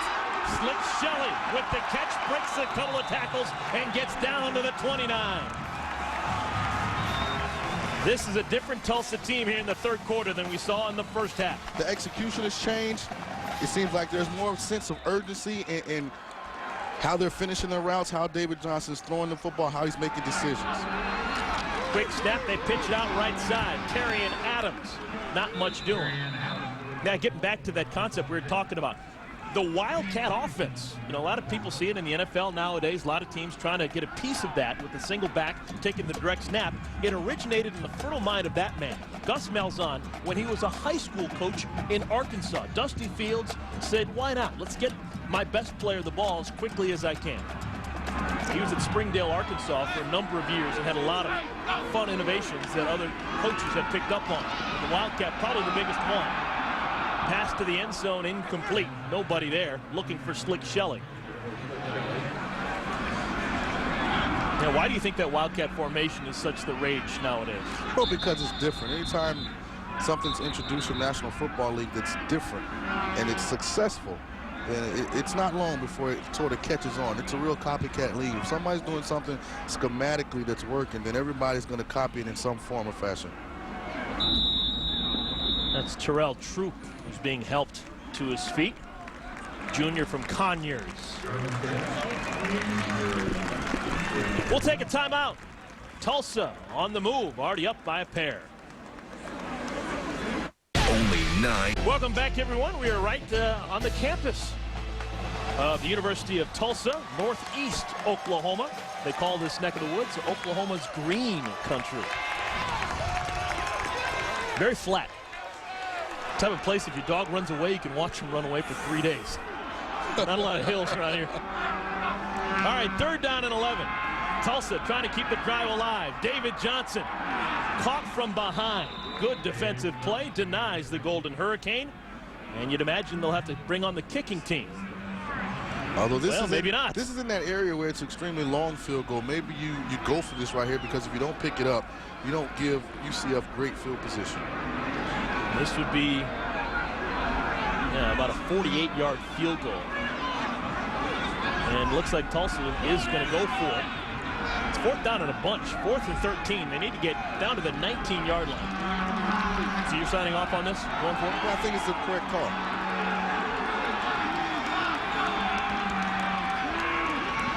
Johnson with time, throws a rocket. Caught! Trey Johnson inside the 5.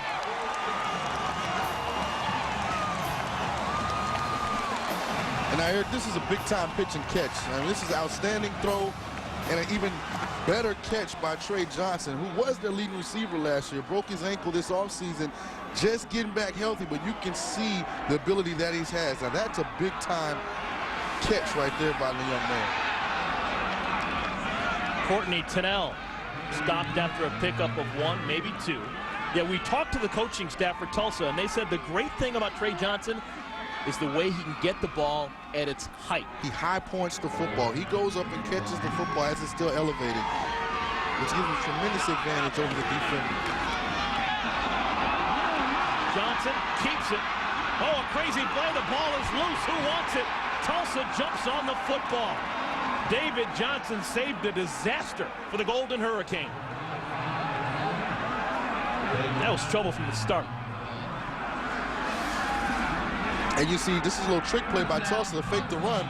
Great job by UCF of being able to read it out, but it was Derek Hallman who knocked the football away from Johnson. I think that's Jason Vincent who recovered the fumble. If you're going to scoop and score, you have to make sure you secure the football because it's more important to gain possession than anything else. So they're going to call it first down. They're going to say that UCF had it long enough that it changed possession. I don't know about all this. On the scoreboard, it says first down and 10, ball on the 20-yard line. That would indicate that UCF actually had possession long enough to take the football away. Time. The shouting play that UCF never possessed the ball. This is going to be reviewed. It was John L. Neal who picked up the football. If he had possession of the football and made a football move and then fumbled the football, then it should be first down for Tulsa. But did he have the football long enough? I don't think he did. I think it was almost simultaneous when he recovered the football, and I don't think he had complete possession of the football as he was getting hit. You see, he picks the football up, and he's trying to switch arms. I think this is it's gonna be Tulsa ball, but the down and distance will change. So this could be third down and goal from the 20. Or if it stays the way that it is right now, it's first down and 10, ball at the 20. It's a big play here. Tulsa only up by 2. They would love to get a touchdown on this possession and go back up by 9.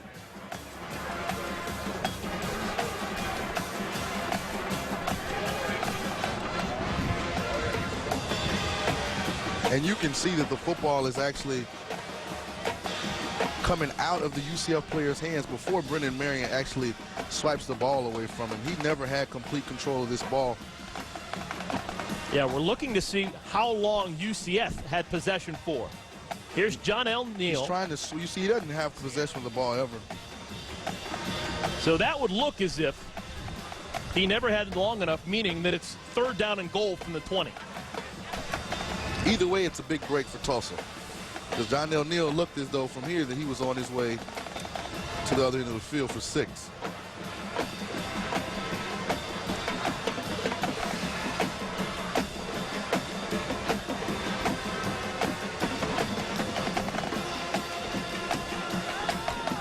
It was Derek Hallman who blew up the play and tackled David Johnson, causing him to fumble.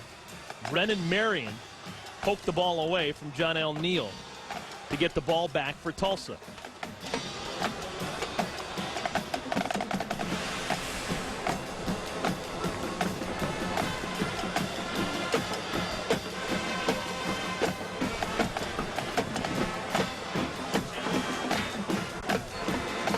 Now this, just to be clear, this was actually a Coach George O'Leary challenge. He wasn't going to let this go without a more intense look at it. And let's see what the result is. After review, the call on the field is confirmed. Tulsa, 1st and 10. UCF will be charged for timeout. And so to me, that's disappointing because I think there's visual evidence that John L. Neal never had control of that football. And this is the thing that I dislike about instant replay, when it doesn't get an obvious, seems like, situation right. It looked as if John L. Neal never had full possession of that football before he fumbled it back. But obviously, there wasn't enough evidence to make that clear. So it's first down and 10, ball at the 20, as opposed to third down and goal, ball at the 20. Pitch out right, left side. Adams run out of of bounds. Gain of maybe 1. Sharif Rashad, number 29, pushes him out of bounds.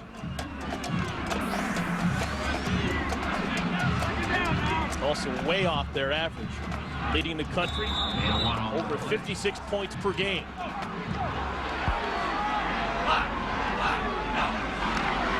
New quarterback in the game. This is Jacob Bauer. A design quarterback run, and Bauer inside the 1. The junior college transfer, his first play of the game. Design quarterback run, and he busts it all the way down to the doorstep. 18-yard run for Bauer.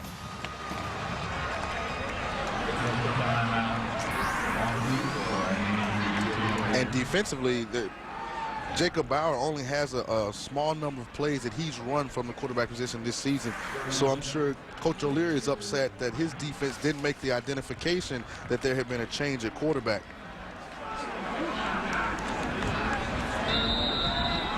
Jacob Bauer is a good athlete. They like what he's able to do with the football, running the football. Johnson back in the game, hands it off. It's a touchdown for Tulsa. Courtney Tennell.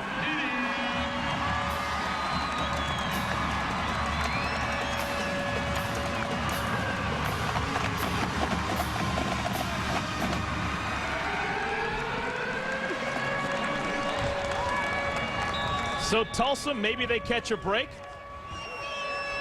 but they capitalize. Jared Tracy, the extra point. And just like that, Tulsa up 28-19. A 14-0 run for the Golden Hurricane coming out of the locker room. Courtney Tennell, his 6th touchdown of the season.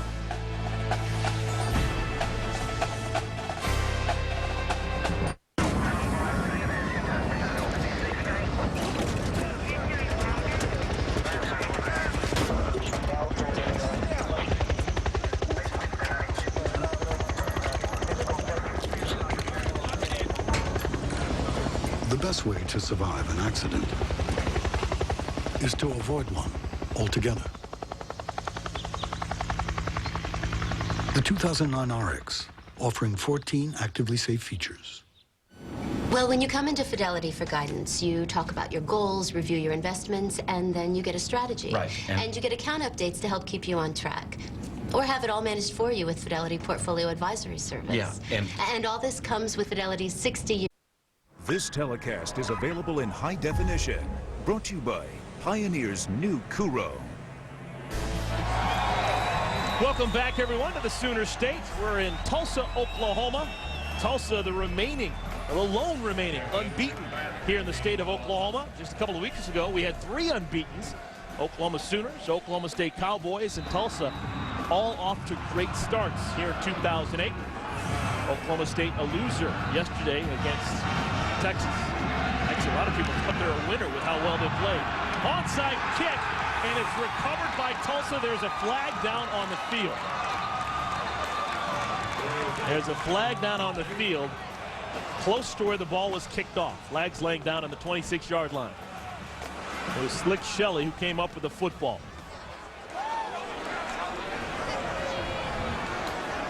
Gutsy call, trying for the onside kick. I like the aggressive play call. I like that. Momentum shifting in the game. You have an opportunity to really hammer down that momentum shift. I like that. Offside. On the kick, number 6. 5-yard penalty, free kick. Calling on Brian Waters.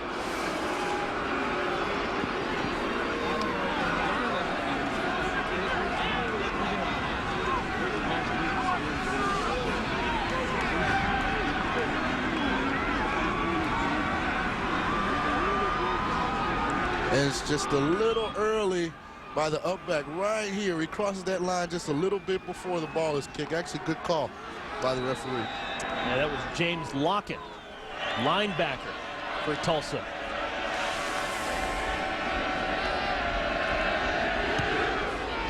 So this time the kickoff from the 25. Joe Burnett fields it on the run.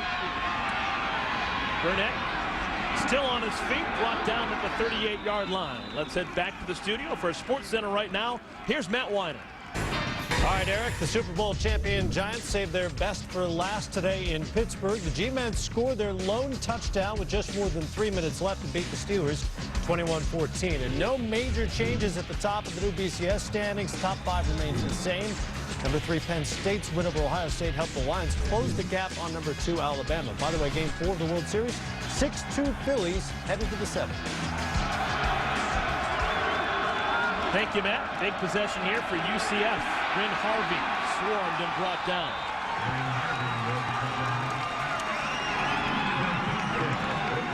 Sean, I got to ask you, Matt just talked about the BCS standings coming out today. Right now, Tulsa, they are 18th in the BCS standings. Fairly impressive, but there are 4 teams from non-BCS conferences ahead of Tulsa. You got Utah at 10, Boise State at 11, TCU, they already have 1 loss, they're at 13, and the Ball State Cardinals out of the MAC, they are at 16. So Tulsa is going to have to jump over a lot of non-BCS conference teams to get into the picture. Play game. Offense number 4, 5 yards, second down. I think in today's day and age in college football, there's so much parity that if you get the right group of seniors, you know, in their last year, and you have the right mix of young players making plays, you know, if you're BCS team, if you're non-BCS team, you can run the table. You know, it's tough to do, but there's so much talent around America, so many kids interested in playing college football. There are a lot of good teams in America.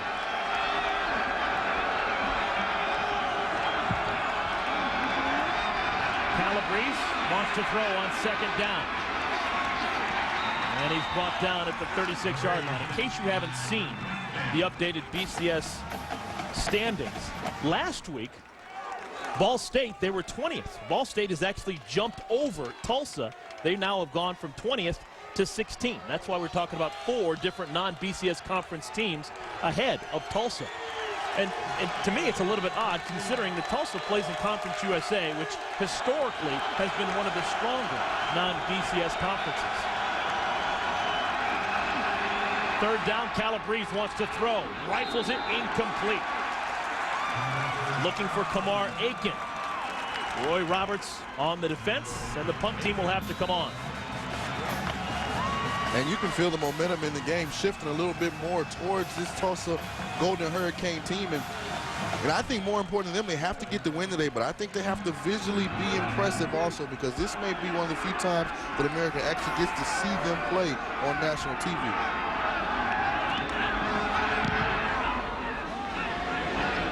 Lingen's kick bounces at the 25 and goes out of bounds at the 20. So the Tulsa Golden Hurricane will get back out and try and keep on keeping on. This is what they did last time out. Great throw right here by David Johnson. Even better catch by Trey Johnson as he goes up high, pinpoints the ball. Get a break here. Not only recover the football, but get a new set of downs, and they take advantage of it. Switch quarterbacks for one play. Bauer comes in, makes an excellent run down to the goal line, and able to cap the drive off with a touchdown. A.J. Whitmore, his helmet comes flying off, and he loses about 3 yards. In the college game, the minute a helmet comes off, the play is blown dead. And if I'm A.J. Whitmore, just in case UCF doesn't know that rule, I'm going to get down anyway.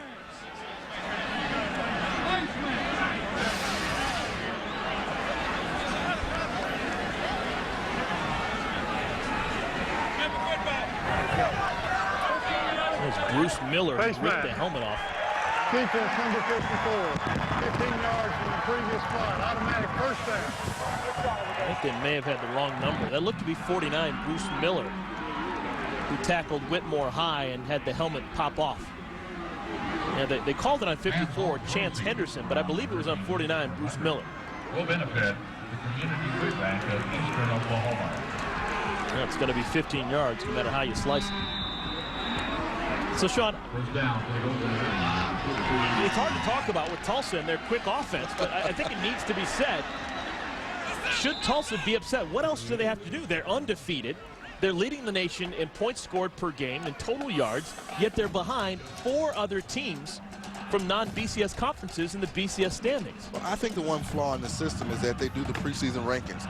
So I think you negatively penalize a team that doesn't start high in the top 25 unjustly. I think they should wait 3 or 4 weeks and see how everyone's team this year is going to be, not how you think their team is going to be, before they make that initial ranking. Pass is caught by Slick Shelley, uses that good body and carries defenders across the 50 to the 45. Because you force teams like Ball State, like Utah, and Tulsa to have to overcome odds that they shouldn't have to. I mean, Tulsa's undefeated. There's no reason they shouldn't be ranked ahead of some of the teams that have lost this season. Whitmore drops the football. There's a forward pass. And it's tough to get a lot in when you're doing a Tulsa football game and they're on offense, because the pace is so frenetic. There's not a lot of time in between the plays. But if you notice, Tulsa doesn't seem to slow down. They're a tremendously conditioned football team. Guys still running around the football field, still running full speed, even though offensively they keep this pace up.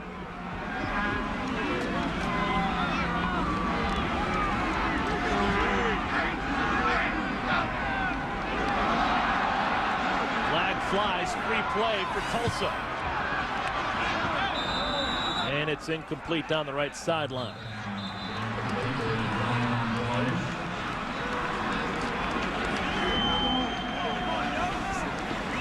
Offside. Defense number 44. 5 yards. 2nd down. And if you watch the Tulsa offensive line right here, you know, we used to have this play when I was at Tulane, and what it is that the offensive line is told not to move regardless, and the ball is only snapped if one of the defenders jumps off sides. We used to call it freeze.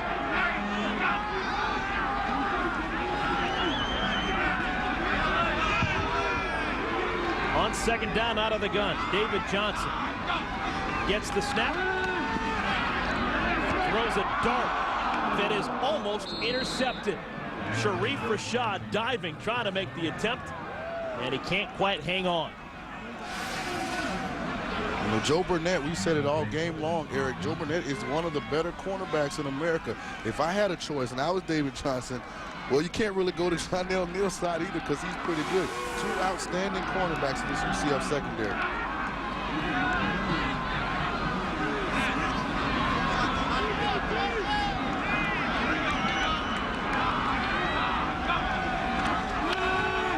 Jailbreak, and they trumpet. Pass is complete to Terrian Adams, who gets the 1st down. Johnson had about 4 UCF defenders in his face, but calmly got it out to Adams, who ambles forward for the 1st down. And the key word was calmly. He understood the screen. He understood he was going to have pressure, didn't panic, allowed Terrian Adams and those guys to get outside where he could complete that pass. Please, thank you.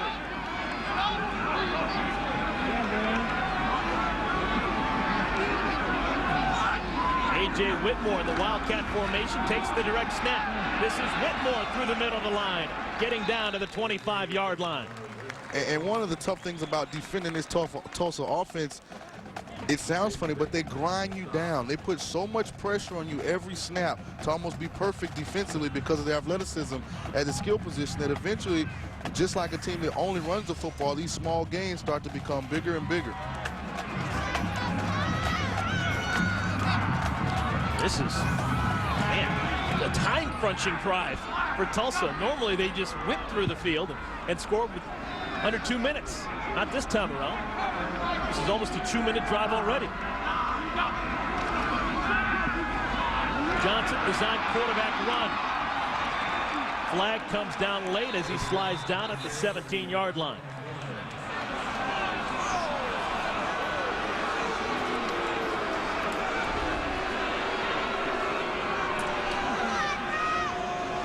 Holding.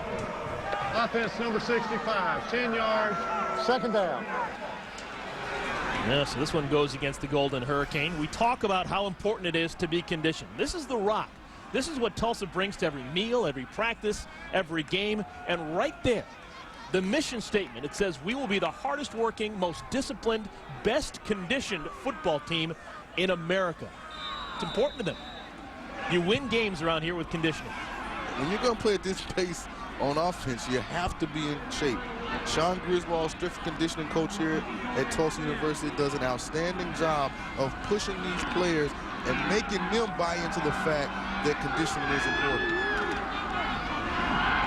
Johnson wants to throw, wants a bunch, throws into triple coverage. Incomplete, looking for Charles Clay, who's been fairly quiet so far today. I don't think we've called Charles Clay's number yet.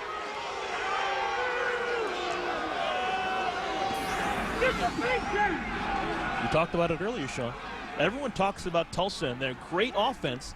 They think that they're getting it done through the air, but not today. And they don't. And what they do is they're a very balanced offensive attack. The thing that's different is the pace at which they call their plays. And you had mentioned that Clay, who's a pertinent part of this offense, hadn't gotten the football. But they've had 7 different guys run the football and 6 different guys catch passes a day. They find a way to get all of their players the football. Johnson pass is complete. Still on his feet, Brennan Marion inside the 10. Johnson slow to his feet, but it's going to be a first down and goal. And Eric, I got to tell you, out of all the players that I've seen on Tulsa's team, the most NFL-ready player that they have is wide receiver Brennan Marion. He has size, he has speed, he catches the football with his hands, and he has an ability that you can't teach. That's to go and get the ball when it's thrown to him down the field. I love his ability to make plays for this offense.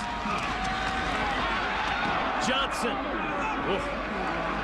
just hammered at the 2-yard line. He's taking some hits today, Sean. He has. He's taken a couple. And, you know, when I played quarterback, I used to tell my offensive coordinator, Rich Rodriguez, do not call any quarterback runs. I'll run. You call passes. If no one's open, I'll make something happen. 10th play of the drive coming up. There are the numbers for Johnson. Number 1 in the country in pass efficiency. Made a couple of mistakes today, but he's played well. And he's got himself another touchdown.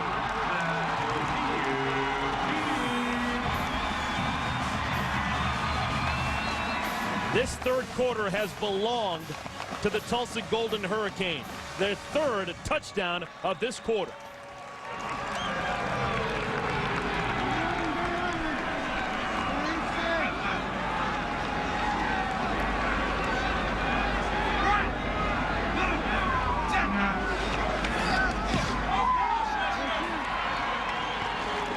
And this is the Tulsa offense that we expected to see. And whatever Coach Graham said at halftime, it's worked because they've come out and they've played with a different tempo, a different sense of urgency. Right here, their star quarterback, David Johnson, getting down and dirty on the goal line, finding a way to get his offense in the end zone for the 3rd time in this quarter. Sean, this game has been like the stock market in recent weeks. It's been up and down and up and down. Tulsa, 14 unanswered points to begin the game. UCF, 19 unanswered points. And now here in the third quarter, Tulsa with 21 unanswered. It's been a game of momentum. When you've got it, things are going pretty well. And they are. In this offense, it just continually puts pressure on you no matter what the score is. They have so many exceptional athletes at the skill position. They force you every play, not only to be in the right position, but to make tackles after they get the football. And that's tough to defend on every play. And that's what I like about this offense. They are an aggressive offense. So many times today you see offenses that are passive, that play not to lose, not Tulsa. They go out, they're trying to win the football game. 10 plays, 80 yards, 3:55 burned off the clock.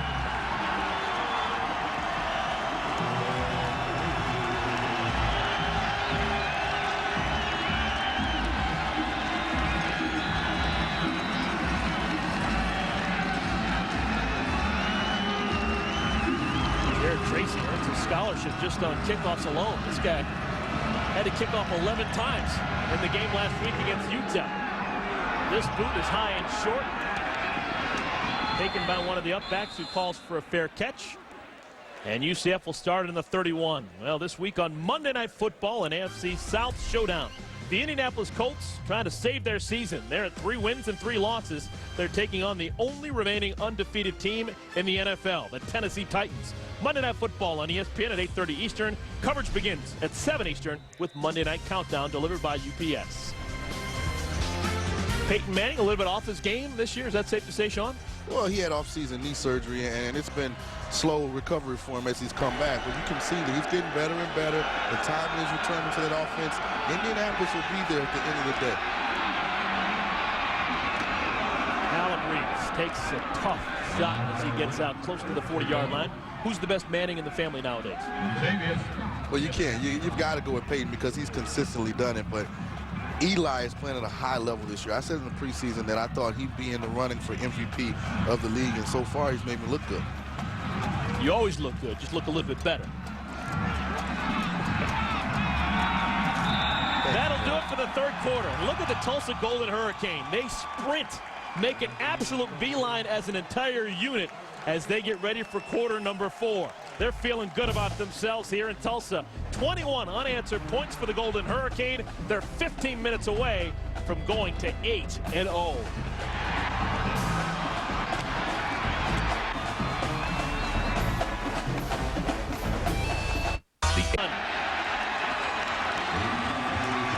What was the thinking there at that play call?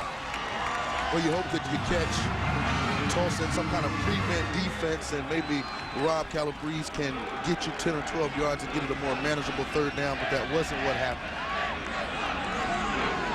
Now, I like the actual screen pass to the running back or to one of the wide receivers there a little bit better than I do the quarterback draw, because they haven't had a lot of success with that play tonight. Things getting a little bit dire for Rob Calabrese and UCF.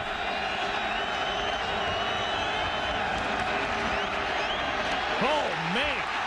Roy Roberts, the 9th sack of the night for Tulsa.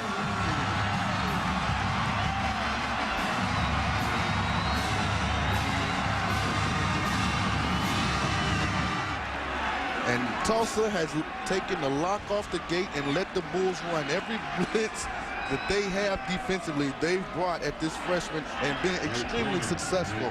And not only getting pressure on him, but actually getting sacks. Tulsa lost twice last year against UCF.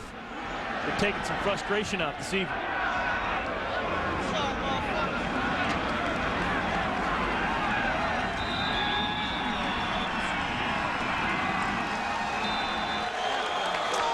Timeout on the field. Tulsa, their vaunted offense, will be back on the field when we come back. An important Big 12 battle in Austin, Texas. 2 unbeatens, Oklahoma State and Texas. Colt McCoy in Texas up by 4, but Colt loses the football. Another opportunity for Oklahoma State. Could the Cowboys cash in? Texas defense, they pin their ears back and they stuff Oklahoma State on a 4th down and 6. That's all she wrote for the Cowpokes. And Texas, they survive. They've now won 16 of their last 18 against ranked opponents. And Texas remains an overwhelming #1 in the BCS standings. Oklahoma State, after their loss, they fall from 6th down to the 9th spot. Tulsa in that Wildcat formation. A.J. Whitmore takes the direct snap, and the former high school quarterback rumbles forward for about 4 yards. You had a chance to see that Texas-Oklahoma State game yesterday. Your thoughts? I'm thoroughly impressed. I think the job that Mac Brown has been able to do emotionally getting his ball club ready to play. You think they go through a stretch with Oklahoma, then Missouri, then Oklahoma State, have another big game coming up this week, Texas Tech. He's done an outstanding job of getting that team ready. Colt McCoy, enough said. He's been outstanding this year, probably the front runner for the Heisman Trophy right now. Next game for Texas, they will take on an undefeated team, the Red Raiders of Texas Tech. That game will be played down in Lubbock next Saturday night. Is it possible that Texas could be the #1 team in the country and not be favored in their game against Texas Tech? Well, I don't think so. I think historically they've done very well against Texas Tech, so I think that comes into play. And I think they're a more well-rounded team than Texas Tech. But I think Texas Tech's a lot better defensively than they normally are, so it's going to be a tough ball game. Texas Tech currently 7th in the BCS ranking. Last week Texas Tech was 8th, so they moved up a spot.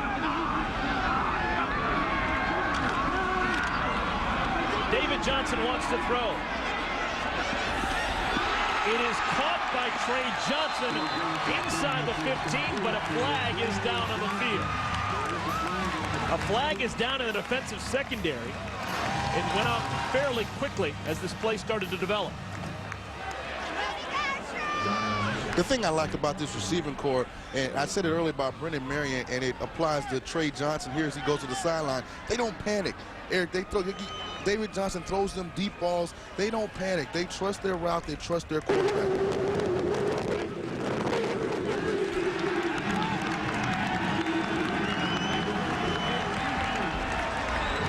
Apologize for a little bit of a microphone issue with the referee, but it goes against George O'Leary's team. It's a face mask. You know, watch the end of this play. A good ball by David Johnson, puts air in it, but watch Trey Johnson at the end. You see how he continues to run. He doesn't panic. He trusts his ability to go and catch the football. So many times I see wide receivers panic right here and turn around. The ball goes over their heads. I like the fact that they continue to concentrate and finish plays down the field for this quarterback in this offense. Sean, we've been talking about it the last couple of days. It's quite possible that among the non-BCS teams that are still hoping to get into the BCS party and be one of the top 12 teams, it's quite possible that Tulsa has the best athletes of all the other teams from non-BCS conferences that still have a puncher's chance. Well, outside of TCU, I think they're right there, but TCU does have a loss, and Tulsa doesn't. I mean, when you look at the skill position players at Tulsa, they're second to no one in the country. I mean, Trey Johnson, Brennan Marion, Demarius Johnson, A.J. Whitmore, these guys stack up athletically. Against all the offenses that I've seen in the country. They might not be as well known, but they have playmakers all over the field.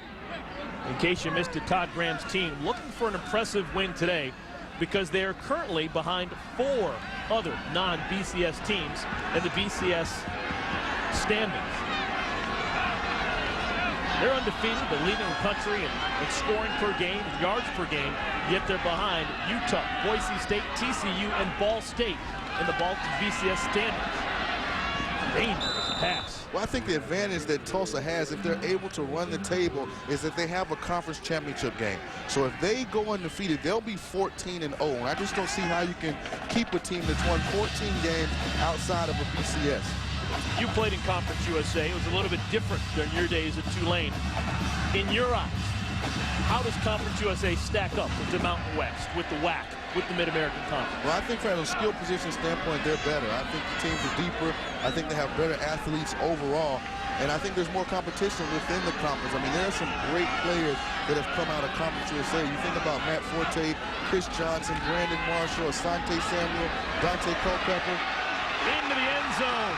Touchdown, Tulsa.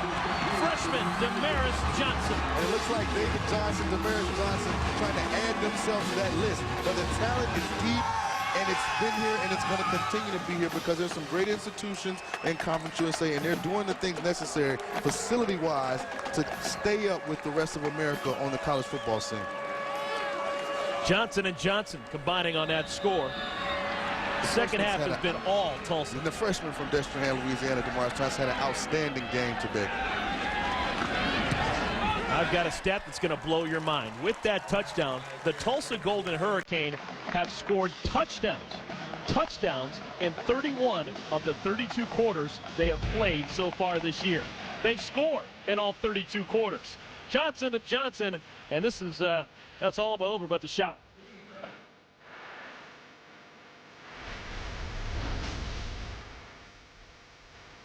Jack is presented by Jack Link's Beef Jerky. Be your wild side.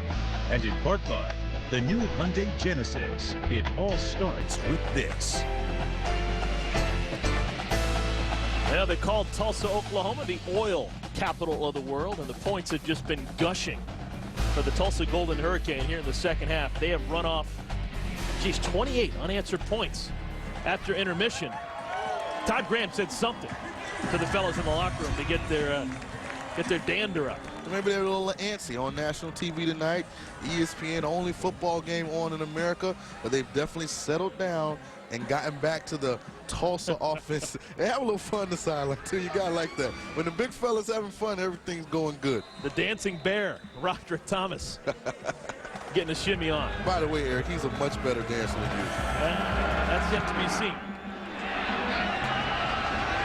kickoff deep into the end zone. It'll be a touchback ball on the 20. Let's take a look at this week's Wild Play of the Week, brought to you by Jack Link's Beef Jerky. Let's go to the Big Ten. In Bloomington, Indiana, a wide receiver pass. This is Mitchell Evans to Tandon Doss, a 28-yard touchdown. It went Mitchell Evans to Doss, and that was really the deciding factor as the Hoosiers, they pull an upset over Pat Fitzgerald, Northwestern Wildcats. Northwestern was going great guns until they ran into the buzzsaw that is the Indiana Hoosiers. What's the thinking here for UCF, down by a bunch with under 10 minutes to play? Well, considering that they've struggled in the second half offensively, you want to get some things going you can build on for the next game. So that starts with the first down. It's been a while since they've gotten the first down offensively, so that would get some momentum going and some confidence going for your young quarterback. Even if you guys aren't successful today, at least going into next week's ball game.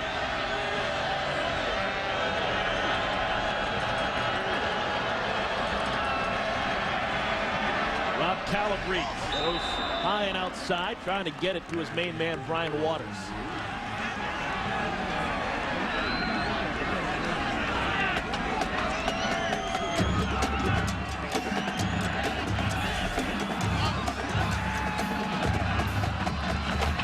And it's been an outstanding day. You see, one quarterback, you know, he really hadn't outplayed the freshman, but the thing I think that he's done is he's done a better job of taking advantage of opportunities that they've had in the passing game. I think Calabrese has missed some opportunities, but he's a freshman and he will get better.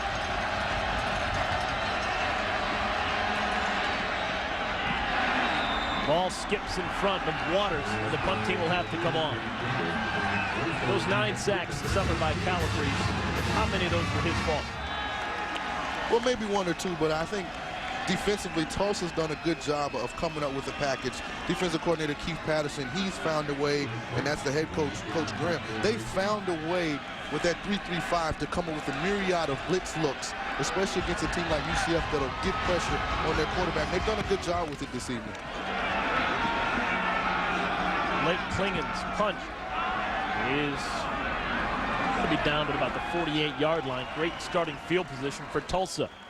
Well, coming up tomorrow on Monday Night Football, an AFC South showdown. You're not going to want to miss it. The Indianapolis Colts, they're just 3-3. They need a W. They're going to take on a Tennessee Titan team that is yet to lose in 2008. Monday Night Football on ESPN at 8:30 Eastern. Coverage begins at 7 Eastern with Monday Night Countdown delivered by UPS. Two outstanding defensive linemen on that defensive unit of the Tennessee Titans. Actually played in Arizona with Cal Vandenbosch. And Eric, he doesn't quit. Every play, every day, he gives it everything he has. Albert Haynesworth, probably the best defensive player in the National Football League right now. But the way the NFL season is gone, you just know Indy's going to show up big time tomorrow. It seems like every time you think you understand how the NFL season is going to end up, it does exactly the opposite. So tomorrow you think Tennessee's undefeated. They're going to dominate Indianapolis. Their strength is Indy's weakness. They run the football. Indy doesn't defend the run right. You know Peyton's going to come up with a big game tomorrow night. We showed you a couple of defenders for Tennessee. If we showed you some offensive players for the Titans, may have had a picture of Chris Johnson. And Chris Johnson played in this league last year for the Pirates of East Carolina. He could be the front runner for the Rookie of the Year in the National Football League. He has had a sensational season, one of many high-quality, skill position players that have come out of Conference USA. Very true. Another young man who's in the hunt for Rookie of the Year is Matt Forte from the Chicago Bears. They're running back. Central Florida's Kevin Smith hadn't had the rookie year he anticipated, but he still has a lot of talent. I'm sure he'll be heard from sometime down the line for that Detroit Lion team. Donnie Avery had a day today for the St. Louis Rams. He played in Conference USA a season ago with the Houston Cougars. He is one of the most dynamic young receivers in the NFL, and the beat continues. And I had him on my fantasy team today, so good job, Donnie Avery. David Johnson goes deep. Pass is incomplete, looking for Slick Shelley, and a late flag flies. John L. Neal on the coverage, and I think he's going to be caught with his hand in the cookie jar.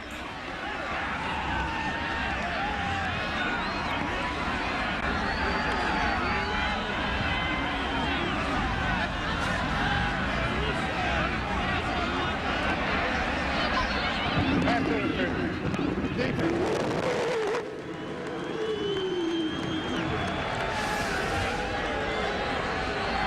And as we watch the replay, Eric, this is one of my pet peeves. And as I watch football, I've never been a referee, so I'm never overly critical of their job because I'm sure it's tough. But I don't like when the flag was thrown. I've always been an advocate. If it's pass interference, then call it initially. Don't wait and see if it's complete or incomplete before you make the call. Maybe he got stuck in his pocket. Maybe. A.J. Whitmore coming around the end. Not much doing there. I'd love to do that. They should make like something in the summer where all NFL players get to be officials for like a month and like live the life of an official, because I'm sure it's extremely difficult in live game time settings to make calls.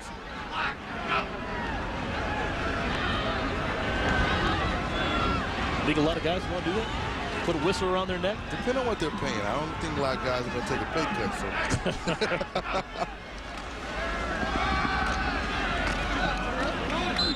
So. Once again, not much doing on the right side. Terrian Adams spilled at the line of scrimmage.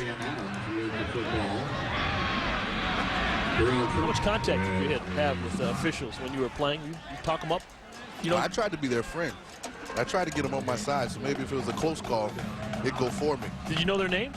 Some of them. The back judge? Yeah, I always knew the guy behind me. Hey, John. Yeah. And every time I got touched, I mean, I was dramatic. I probably should get a movie career started, because I mean, if I got touched, I was falling down. I was in pain.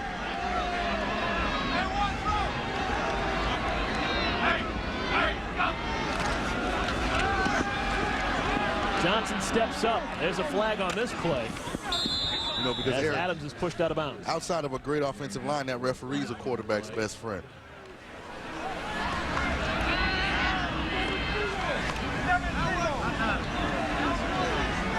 Holding.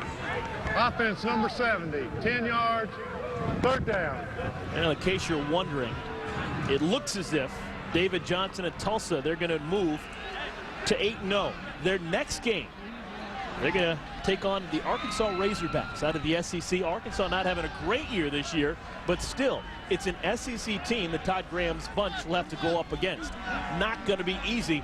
That's going to be a chance to get some style points and a significant win for the program. And a much improved Arkansas team. I mean, they gave Ole Miss all that they could handle yesterday, and this is an Ole Miss team that went into Gainesville and beat the University of Florida. Double pass. Complo. Charles Clay has it spin through the wickets. It's going to bring up a fourth down at a bunch. And this is what the Tulsa Golden Hurricane have in front of them. Next week, they'll take on Arkansas in Fayetteville. Then they'll have a week off to cool their heels, and then 3 straight Conference USA games. On the road at Houston, here against Tulane, and then on the road in Huntington, West Virginia, against the Thundering Herd of Marshall. Then they'd have to take on the winner of the East Division in Conference USA. Oh, man, this is going to be a bomb. This is a 59-yard field goal attempt for Jared Tracy. He's got the wind at his back. That's the second time today they've pulled the old switcheroo on.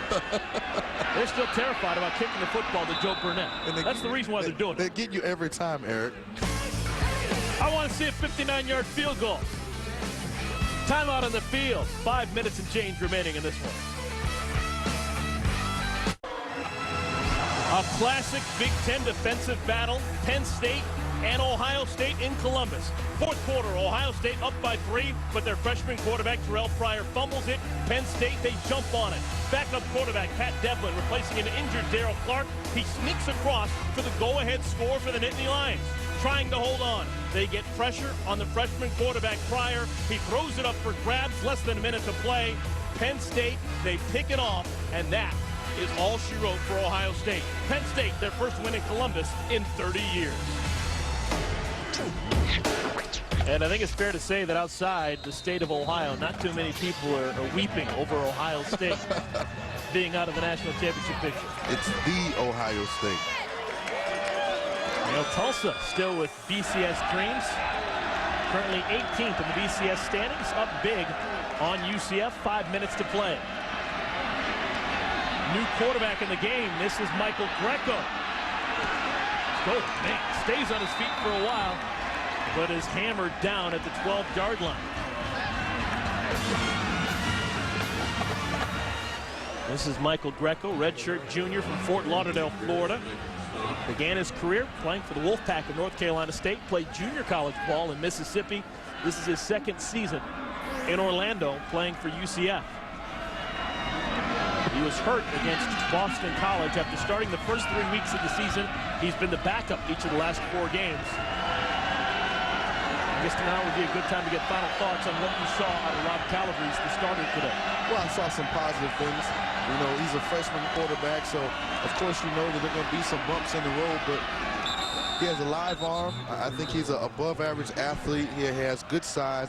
I just think as his decision-making develops, you know, he'll get better and better. The hard thing for Coach O'Leary is the rest of his ball club is at an advanced point. So it's tough when you have a veteran team to rely on a young freshman quarterback to develop, but he'll get better. And they like him, and that's a good thing. And he's a hard worker. He studies hard, so he'll get better and better.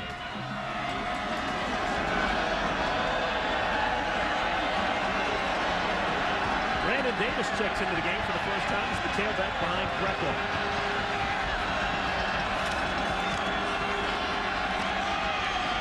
Plenty of time for the southpaw. Pass is incomplete. Looking for Brian Waters.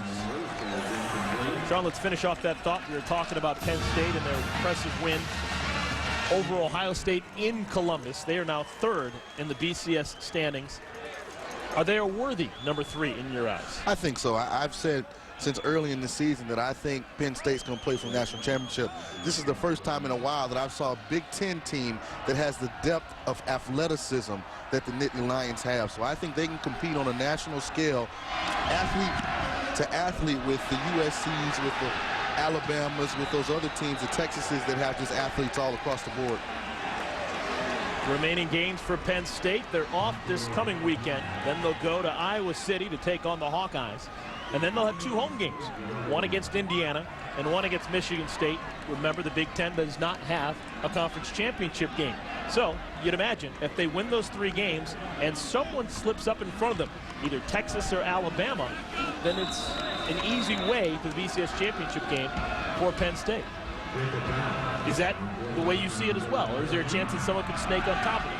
Well, I think as it sits right now, if Penn State runs the table, they'll be okay. I just can't see a scenario where both Texas and Alabama, with their remaining schedule, are able to go through unscathed. Good run, Courtney Tennell, 6th-year senior, carries it inside the 20 to the 15. These are the new BCS standings. It's the All-State Standings Review. Nothing changed in the top 5. Texas, Alabama, Penn State, Oklahoma, and USC. Same spot they were a week ago. And you see Texas has another big game, 4th big game in a row for them coming up at Texas Tech. They have a Kansas team who's tough offensively. You know, they have their rival game with Texas A&M left, so there are some obstacles they have to overcome. Alabama, they still have some big games left to play this season with that SEC schedule, and then ultimately the SEC championship game. So it's a lot of football still left this season. Tennell inside the 10.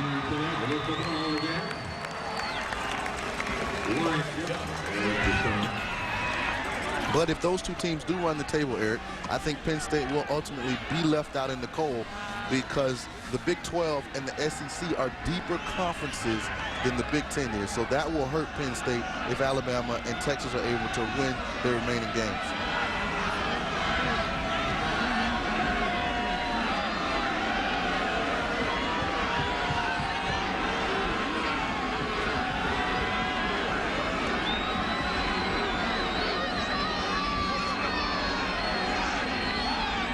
Jacob Bauer in at quarterback for Tulsa, hands it off. And that's going to be another touchdown for the Golden Hurricane. Courtney Tennell running hard.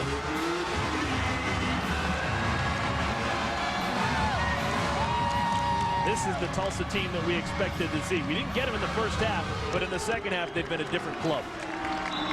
Well, really good football teams are able to make adjustments. Everything's not going to always go as smooth as you like, but the good teams make the adjustments necessary in game and get the things fixed, and that's what they've been able to do with this Tulsa offense. That is now 7 touchdowns for Tulsa.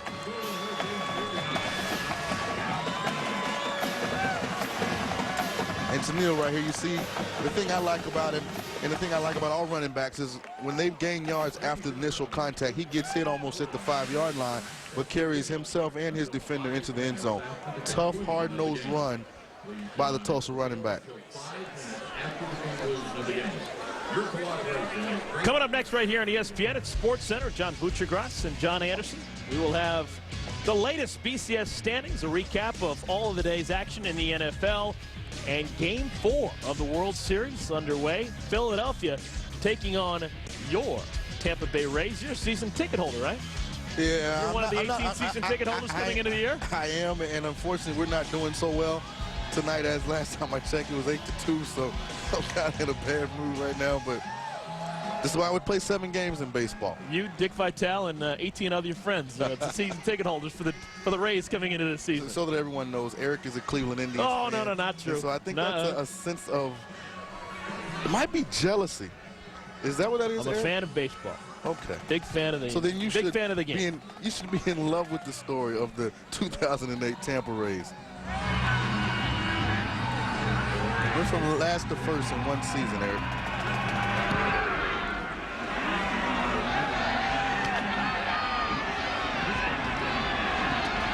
Joe Burnett on the return. This is his most impressive return of the day. Spins out across the 45 to the 46. So the beat continues for the state of Oklahoma. 3 Division I teams here in the Sooner State. Oklahoma State, and Tulsa. They are combined 22-2. The only losses, both not bad losses, Oklahoma and Oklahoma State losing against the Texas Longhorns. No shame in that. I think it speaks to the depth of the high school football program here in the state of Oklahoma. A lot of high school programs producing some quality young men for Tulsa, Oklahoma State to choose from year in and year out.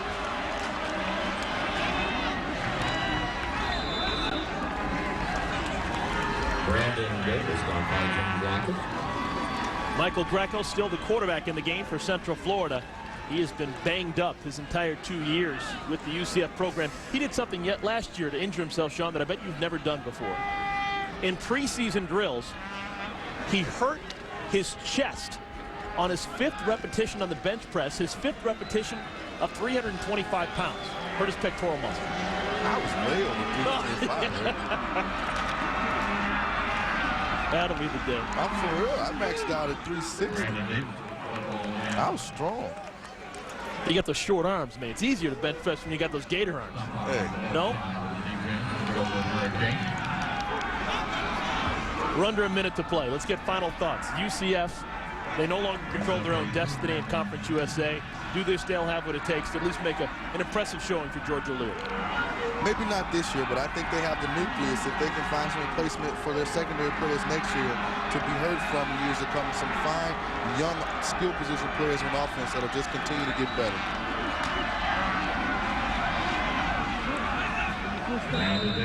Tulsa, they're going to go to 8-0. Their next game next week against Arkansas. Then they have Houston, Tulane, Marshall. And should they win the West Division of Conference USA, they will play in the Conference USA Championship game. What looks tricky to you there? I think you have to watch that November 22nd game against Tulane. I mean, that's a juggernaut opponent coming in who they could really overlook and could sneak up on them. That would be your alma mater, huh? That's who that would be. That'll do it. Congratulations to the Tulsa Golden Hurricane. They win going away. 49-14 is the final score. They shut out the UCF Knights in the final 30 minutes of the game. All right, our final score one final time. Tulsa 49, UCF 19. For more on today's game, tune in to ESPN News. This has been a presentation